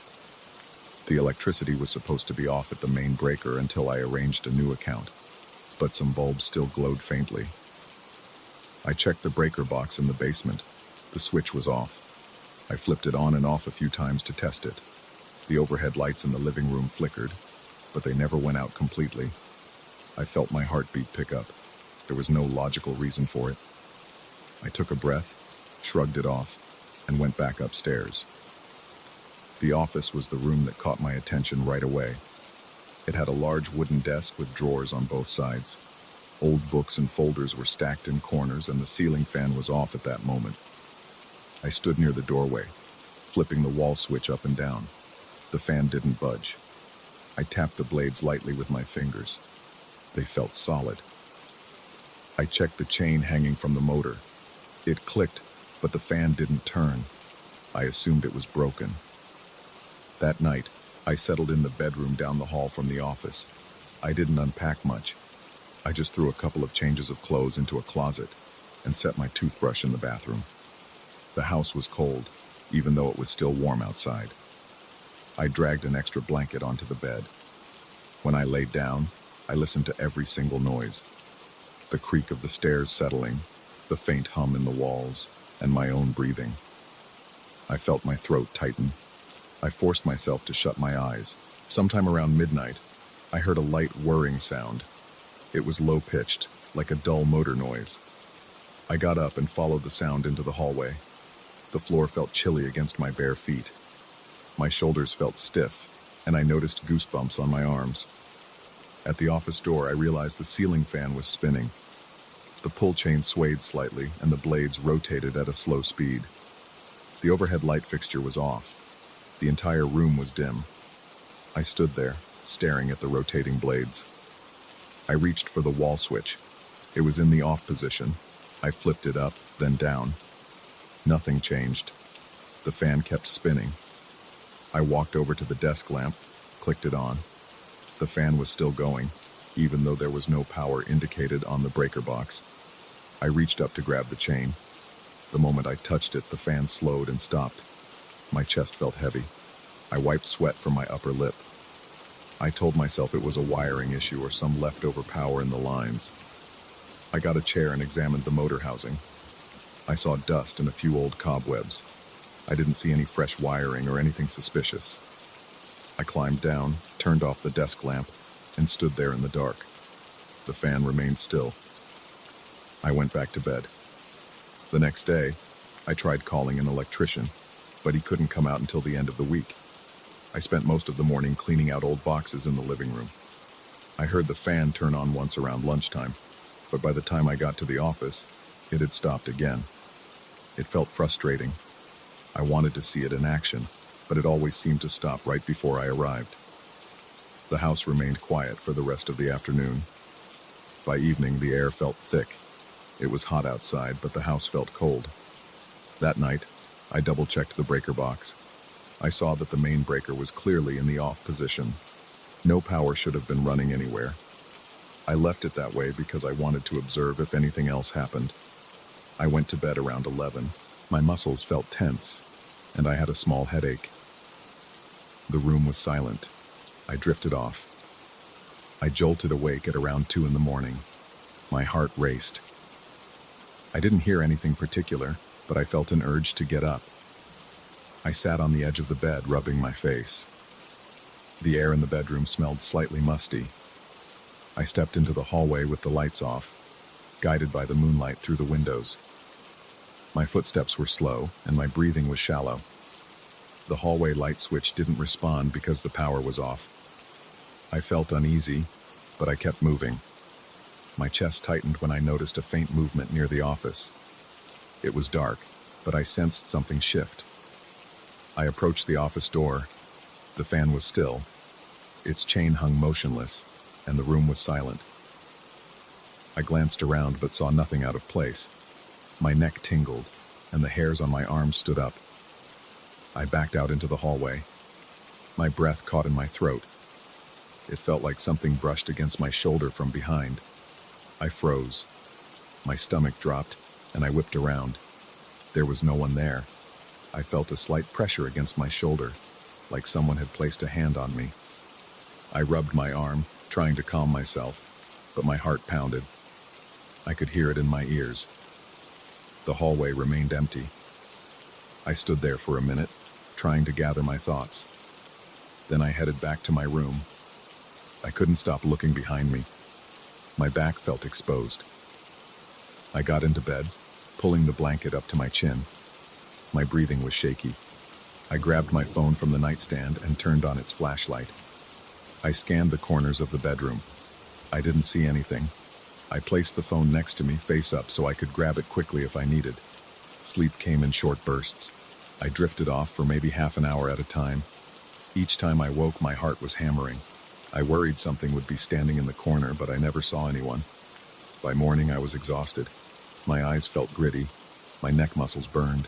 I grabbed a quick shower and forced myself to eat some cereal. I called the electrician again to see if he could come sooner, but he told me he was booked.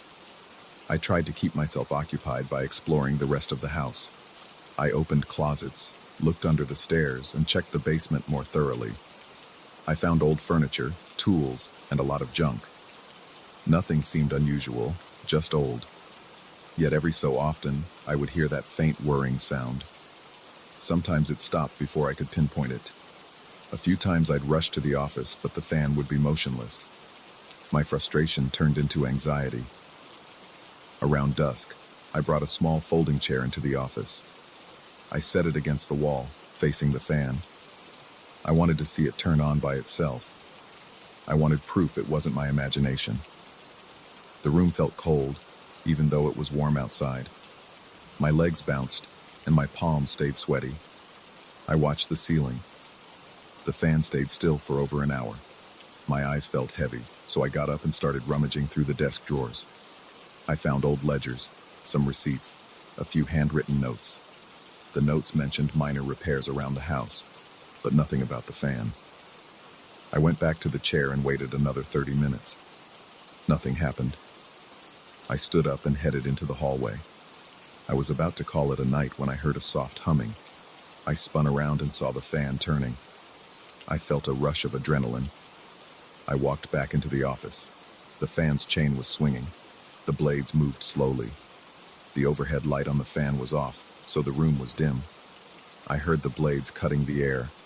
I stood there in disbelief. My heart pounded so hard that my chest hurt. I reached for the wall switch. It was off, but the fan spun. I stepped closer to the center of the room. My legs shook. I lifted a hand to the pull chain, but I hesitated. My skin felt prickly, and I noticed my breathing quicken. I yanked the chain. The blades slowed down in an unnatural way. They didn't coast to a stop like a normal fan. They seemed to slow in a halting motion, almost step by step until they froze in place. A drop of sweat rolled down my temple. I felt a chill spread across my back. I tried to remain calm, but my mind raced with confusion. I went back to the hallway, keeping my eyes on the fan for as long as I could. Once I was in the hallway, I felt a sudden pressure behind me. It was the same feeling as the previous night. My shoulder jerked forward. I spun around, expecting to see someone. Nothing. My ears rang. My stomach twisted into a knot. I walked backward until I reached my bedroom door. My legs were shaky, and my heart felt like it was going to explode. I shut the bedroom door behind me and locked it. I stood there for a few minutes, pressing my head against the wood. My breath came in short gasps. My pulse throbbed in my throat. I sat on the edge of the bed, phone in hand, thinking about calling someone. I didn't know who to call. Maybe a friend, maybe the electrician, maybe a neighbor. But it was late, and I was embarrassed to explain why I was so rattled by a ceiling fan. I stayed there, breathing in and out, trying to slow my heartbeat. The room felt dark and oppressive. Finally, I decided to place a chair against the door handle. I pushed the dresser too, adding another barrier. I lay in bed staring at the ceiling, phone flashlight on. I didn't sleep more than a few minutes at a time. The next morning, I woke up with a stiff back. I moved the dresser and chair aside, grabbed my phone, and took a walk around the house. The floor seemed quieter in daylight, but the atmosphere felt heavy. My nerves were fried. I went to the kitchen to make coffee, but the coffee maker wouldn't turn on. Right, the breaker was off. I stepped outside to get some air. The bright sunlight hurt my eyes. My mind felt scrambled. I paced on the porch for a bit. Then I decided I would wait for the electrician. If he couldn't fix it, I'd just move out. I had no deep attachment to this place. I thought about selling it as soon as possible. I spent most of the afternoon outside. I took a short drive around town, ate at a small diner, and tried to keep my focus on regular life. I felt uneasy the whole time, worrying about what might be going on back in that house. My muscles were tense. My stomach churned. I planned to leave the main breaker off for good. No reason to mess with it. I came back around early evening and unlocked the door carefully, expecting something to jump out at me. The foyer was still. The living room was quiet. The office door was open, and the fan was off. Everything seemed normal at first glance, but that stale odor lingered, and my chest felt tight again. I knew I had at least one more night before the electrician arrived. I decided I'd barricade myself again in the bedroom if anything strange happened. I checked all the doors and windows to make sure they were locked. I gathered some snacks, water, and a flashlight in my room. I was determined to stay in there and wait out the night if I heard or felt anything again. It was around midnight when I started to doze off. I had my phone on the nightstand, volume turned up. The bed felt uncomfortable, but I forced my eyes to stay shut. Suddenly I heard a faint clack from the hallway. It reminded me of the sound of the fan's chain hitting the blades. My heart rate jumped. I tried to ignore it. Then I heard a dragging sound, like something brushing against the wall. My chest tightened. I grabbed the phone and turned on the flashlight. The beam shook because my hand was trembling. I got out of bed and put my ear to the door. My breath was shallow. The sound seemed to stop. I slowly opened the door a crack. The hallway was dark. My phone flashlight lit up dust motes in the air. Everything looked still. I took one step forward. My hand was on the doorknob and I felt my mouth go dry. A sudden chill raced across my skin. Something touched the back of my neck. I jerked around, shining the light behind me. Nothing. My spine tingled, and I felt sweat sliding down my back. I slammed the bedroom door shut again. My heart pounded. My hands shook. I didn't sleep until sunrise. When the first light came through the window, I felt a slight relief. I told myself the electrician would come soon, and I would get this fixed or walk away. I left the bedroom door locked and listened for any sounds. The house was quiet in the daylight. I hoped it would stay that way until help arrived. I sat there, counting the minutes, refusing to leave the bedroom unless I absolutely had to. The sense of being watched never left me. My shoulder still felt odd, as though that touch had never gone away.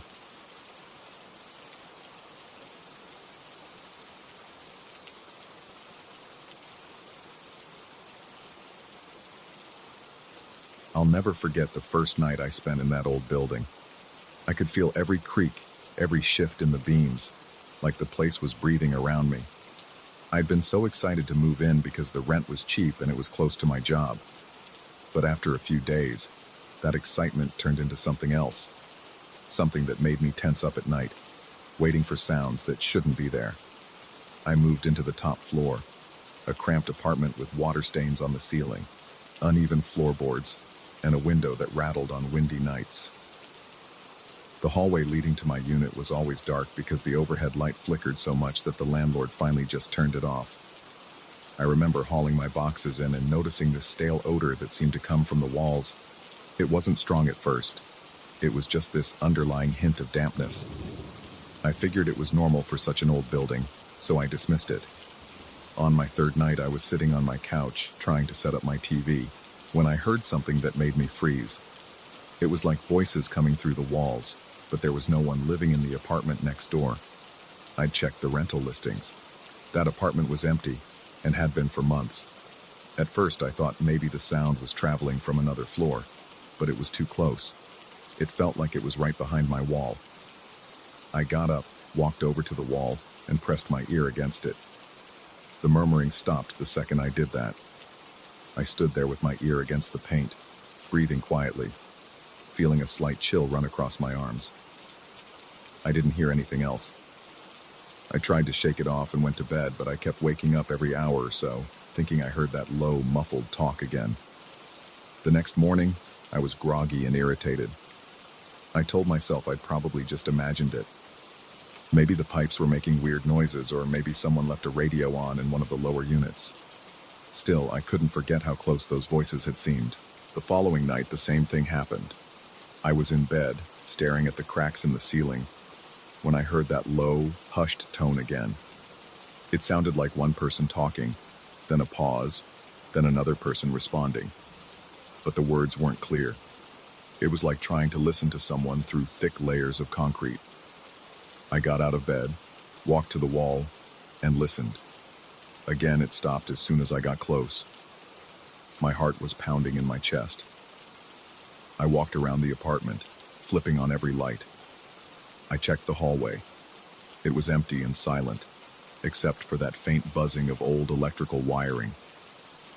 I went back in, closed and locked the door, and sat on the edge of my couch, feeling my fingers trembling against my thighs.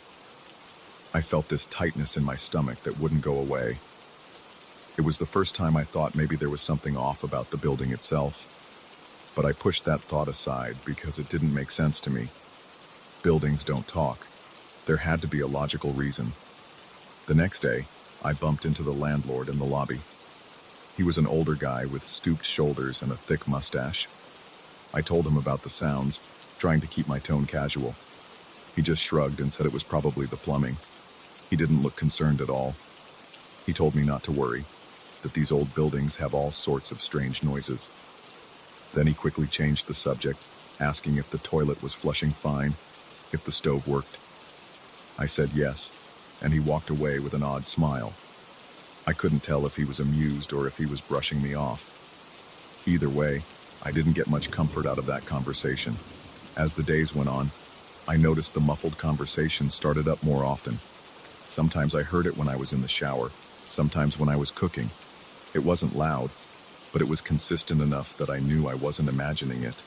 I tried hitting the walls with my fist, yelling for whoever it was to knock it off, but it would always go quiet right after I responded. I started to feel like something was watching me, even though I had no evidence of that.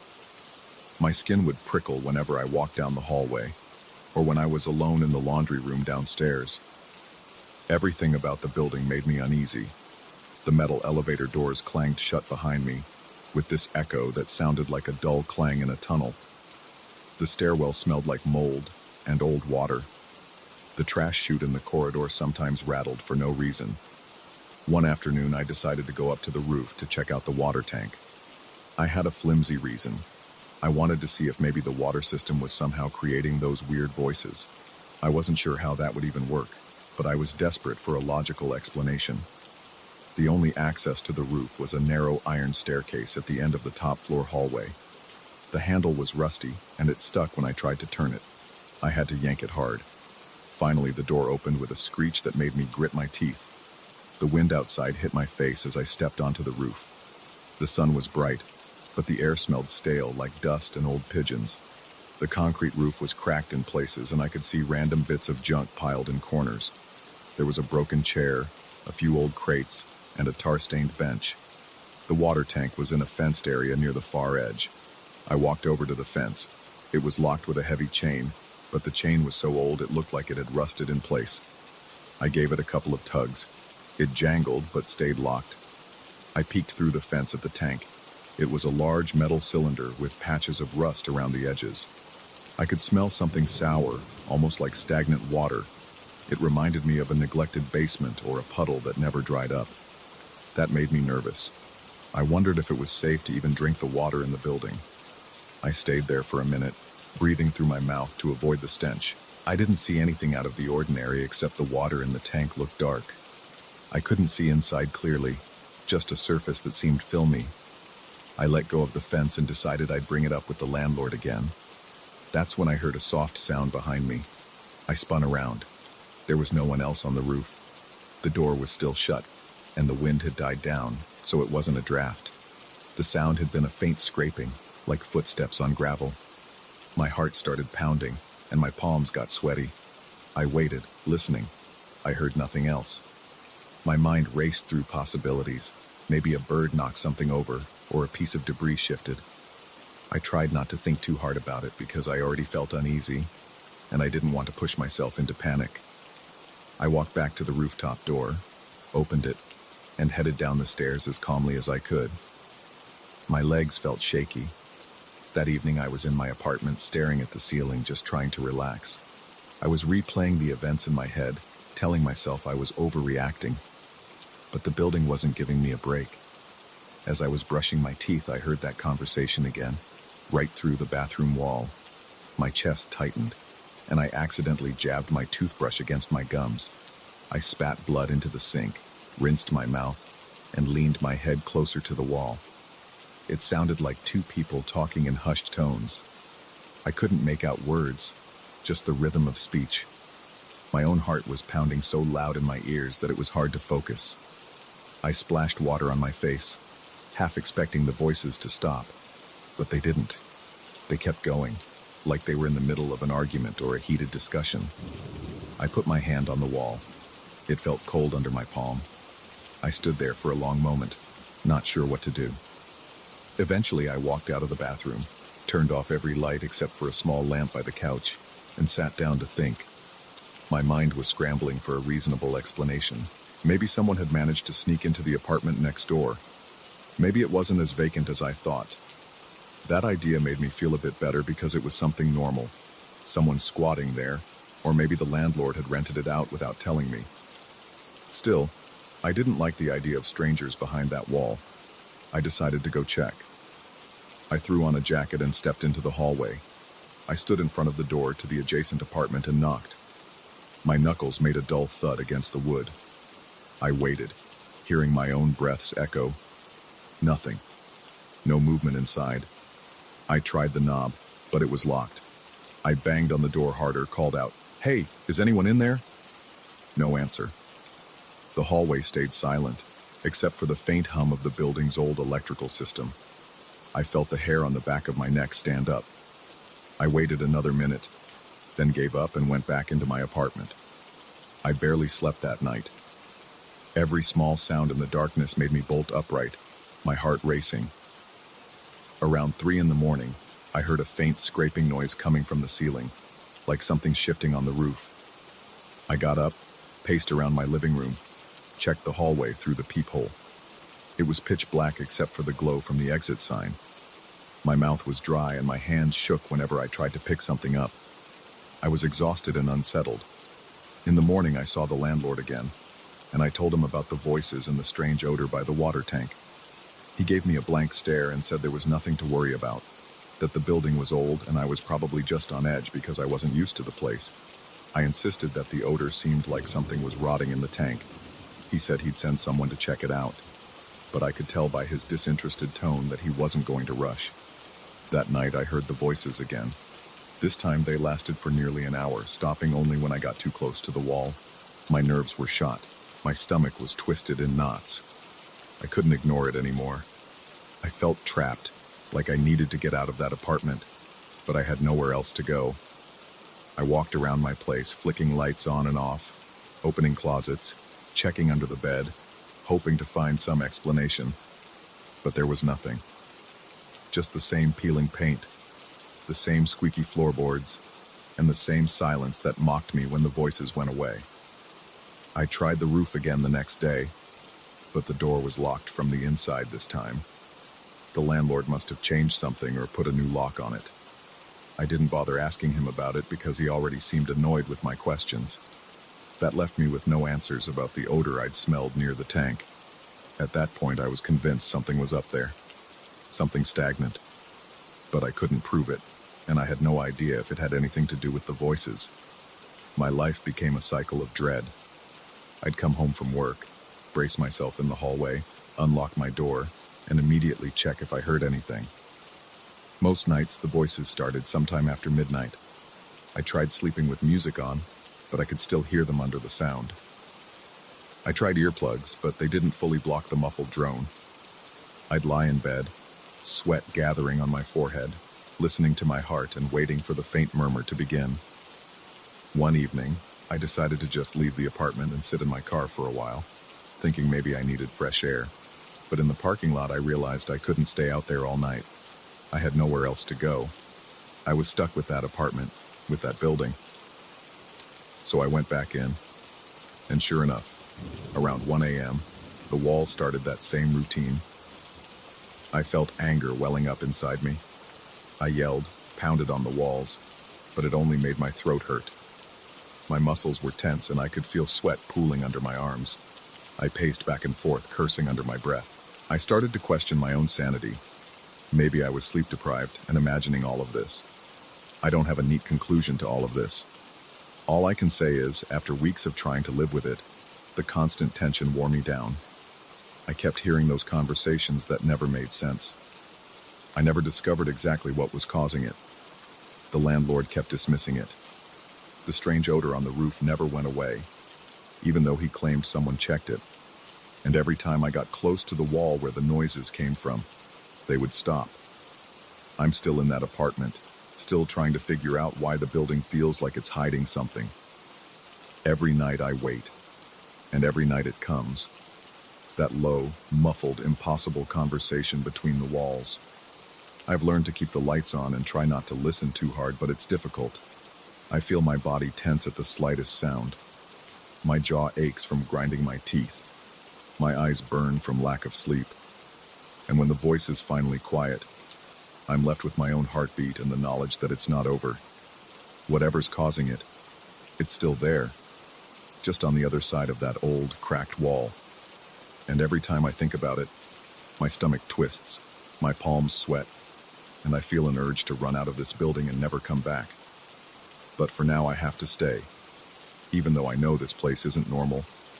So I just wait for the next night, wondering when I'll hear that strange conversation again, and praying it doesn't get any closer than it already is.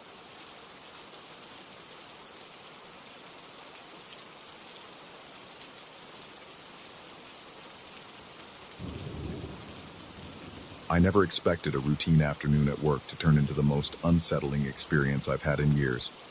I was just doing my job, trying to fix a power issue that wouldn't stop bothering the main office. Nobody else seemed available, so I said I would check the basement. I felt confident at first. I've handled small electrical problems before, and it was usually a quick process. Flip a breaker, tighten a wire, and get out. But this time, every moment I spent down there only made me more tense. When I first opened the door to the basement, the hallway lights upstairs were bright enough to guide me. The stairs creaked under my feet. The air smelled stale, like no one had opened a window in ages. I took each step slowly because the overhead light in the stairwell was faint. The last few steps disappeared into darkness. I couldn't see the bottom of the staircase at all. My breath felt shallow, and I tried not to think about how quiet it was down there. I reached the concrete floor, and my shoes made a slight tapping sound. That noise felt too loud for my own comfort. I found a single overhead bulb near the electrical panel. It was flickering on and off. The breaker was right there, inside a metal box on the wall. I walked over and flipped it. For a moment, the flickering stopped. I heard the hum of the lights come back to life, and I thought I had fixed the problem. But within seconds, there was a loud click, and everything went black again. I stood still, heart pounding, my fingers still on the breaker switch. I flipped it back to on, but it immediately clicked off. That was unusual. Usually, a breaker only trips if there's a serious overload or a short circuit. I kept telling myself it was just an electrical fault. I tried again. No luck. I fumbled for the flashlight on my phone. The small beam cut through the darkness, but it also made everything feel strange. The dancing light created shadows on the walls, and the basement looked bigger than it was. The overhead bulb stayed off, and that left me with only my phone to guide me. A few old shelves and cabinets stood against the walls, stacked with forgotten office supplies and old cleaning products. The smell of dust and damp concrete became stronger, and I had to cover my nose for a moment. My pulse was racing, but I told myself it was just because I was frustrated with the breaker. I tried to stay calm. I checked the panel to see if there were any burnt wires or loose connections. My phone's light revealed some cables that looked worn, but nothing obviously charred. Then the breaker clicked back into place on its own. Lights flickered for 2 seconds. During those 2 seconds, I noticed something that made my stomach tighten. On the far side of the basement, past 2 big metal storage cabinets, I saw a shadow move. It didn't look like a reflection of my own body. It seemed separate, like someone else was standing behind the cabinets. I froze and watched as the light blinked off again. Darkness swallowed the space, and I couldn't see anything. My heart pounded harder. I tried not to panic. I moved my phone light toward the cabinets. All I could see was dust on the floor and some old boxes nearby. I didn't hear footsteps, but I felt like someone was there. My hands were sweaty, and I wiped them on my pants. I told myself maybe it was my mind playing tricks on me. The basement was mostly silent, except for the distant hum of the building's ventilation system. I kept hoping someone would come down and ask me what was taking so long, but no one did. I decided to go back upstairs for a moment to see if I could reset the breaker from the main panel in another part of the building. My legs felt shaky as I climbed the steps. The door at the top felt heavier than before, or maybe my nerves were making me weaker. When I got upstairs, I asked our maintenance guy if there was some other switch or fuse that might be affecting the basement. He told me the main switch for that section was indeed in a small closet near the supply room. I went to that closet, checked the panel there, and everything looked fine. Nothing tripped. No sign of an obvious short circuit. He said we might have a faulty breaker downstairs that needed replacement. He offered to come with me, but he got a call on his radio about a spill in another area. He sounded annoyed and said he had to handle that first. I waited a few minutes for him, but then I realized it might take longer. I didn't want to waste more time, so I told him I would try again alone. I went back to the basement door. As soon as I opened it, the smell of damp concrete hit my nose again. I held my breath for a moment, not wanting to inhale more dust. I used my phone's flashlight to guide me down the stairs. My shoulders felt tense, and my ears were on high alert. I heard my own heartbeat. Each step down made me more anxious. I reached the bottom and aimed my light toward the breaker box again. I tried flipping the breaker a few times. It stayed on for a moment, then tripped off. Each time the overhead bulb flickered for about 2 seconds. During one of those flickers, I saw movement behind the cabinets again. It was quick, like someone shifting from one side to the other. I heard a soft scrape, as if a shoe slid on the concrete. I spun around, shining my phone light at the cabinets. Nothing. I wanted to shout, "Who's there?" But I felt unsure about how smart that was. My mouth felt dry and my throat felt tight. I walked closer to those cabinets. My feet scuffed against the floor, kicking up a small puff of dust. My phone light trembled because my hand was shaking. I reached the edge of the cabinet and peeked around it. The backside led to another corner of the basement I hadn't really paid attention to. The walls there were lined with old pipes and what looked like a few metal crates stacked on top of each other. The corner was dim, even with my flashlight. I didn't see anyone. I only heard a drip coming from a pipe above.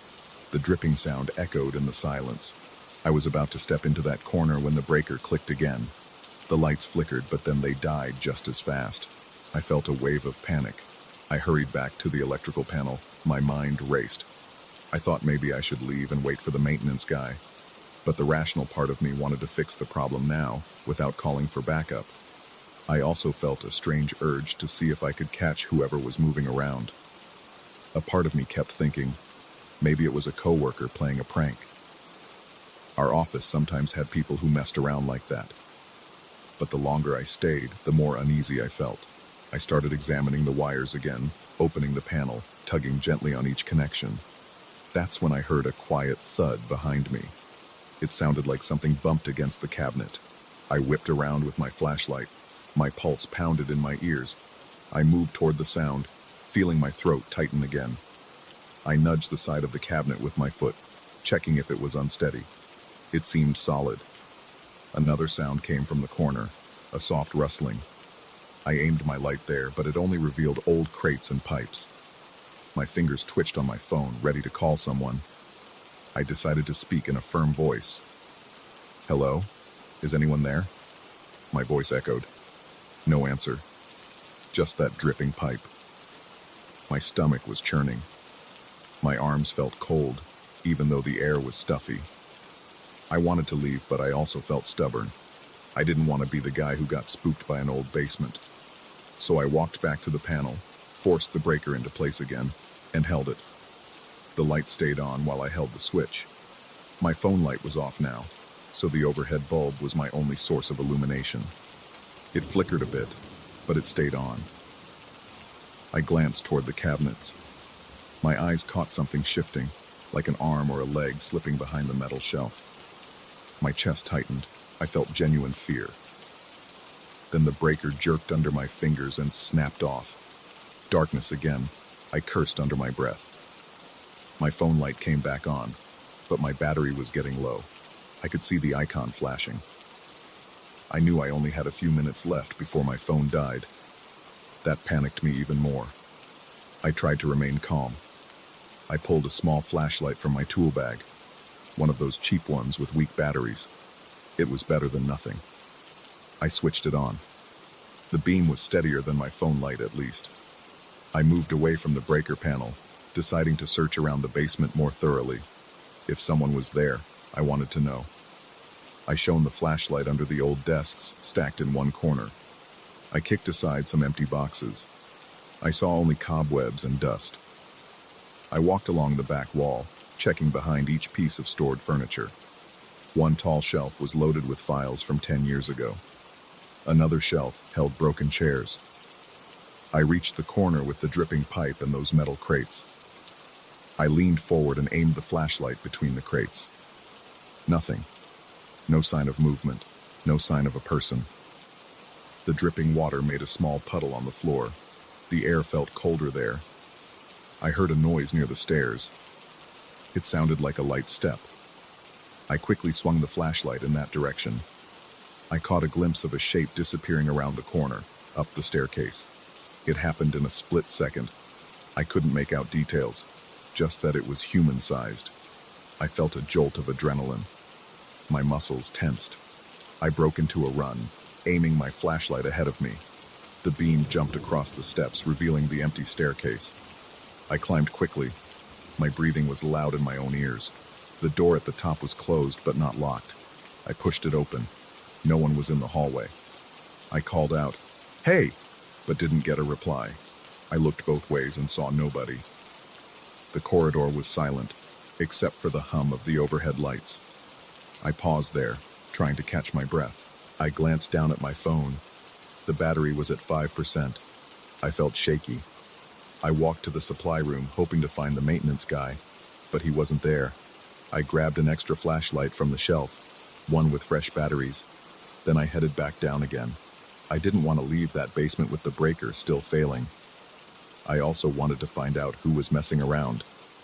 When I got back downstairs, the smell felt heavier, and the silence seemed more oppressive. I switched on the new flashlight, letting the beam spread across the floor. I made my way to the panel. I flipped the breaker again.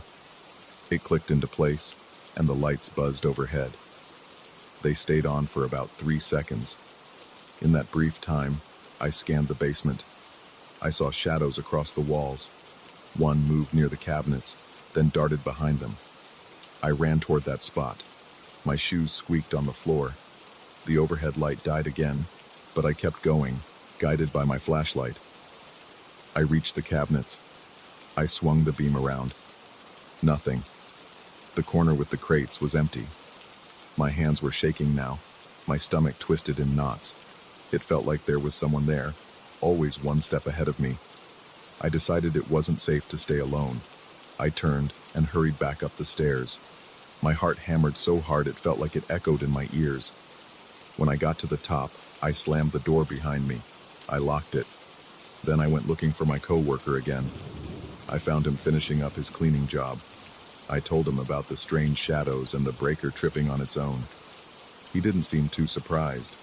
He said the basement wiring was old, and he had heard other people mention seeing things down there before. He said we'd handle the breaker tomorrow with a better set of tools and maybe replace it entirely. I spent the rest of the day avoiding that basement. My clothes smelled musty and my skin felt clammy. I kept replaying the moments in my head.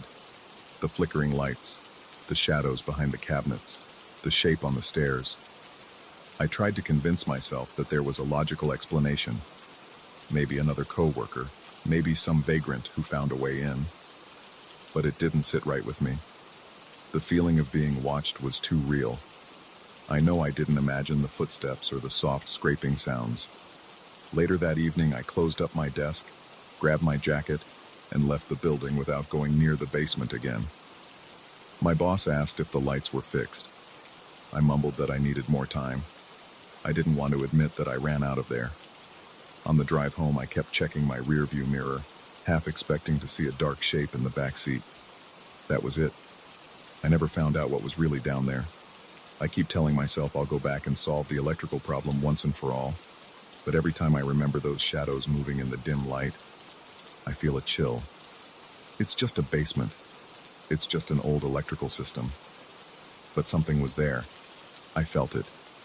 And next time, I won't go down alone.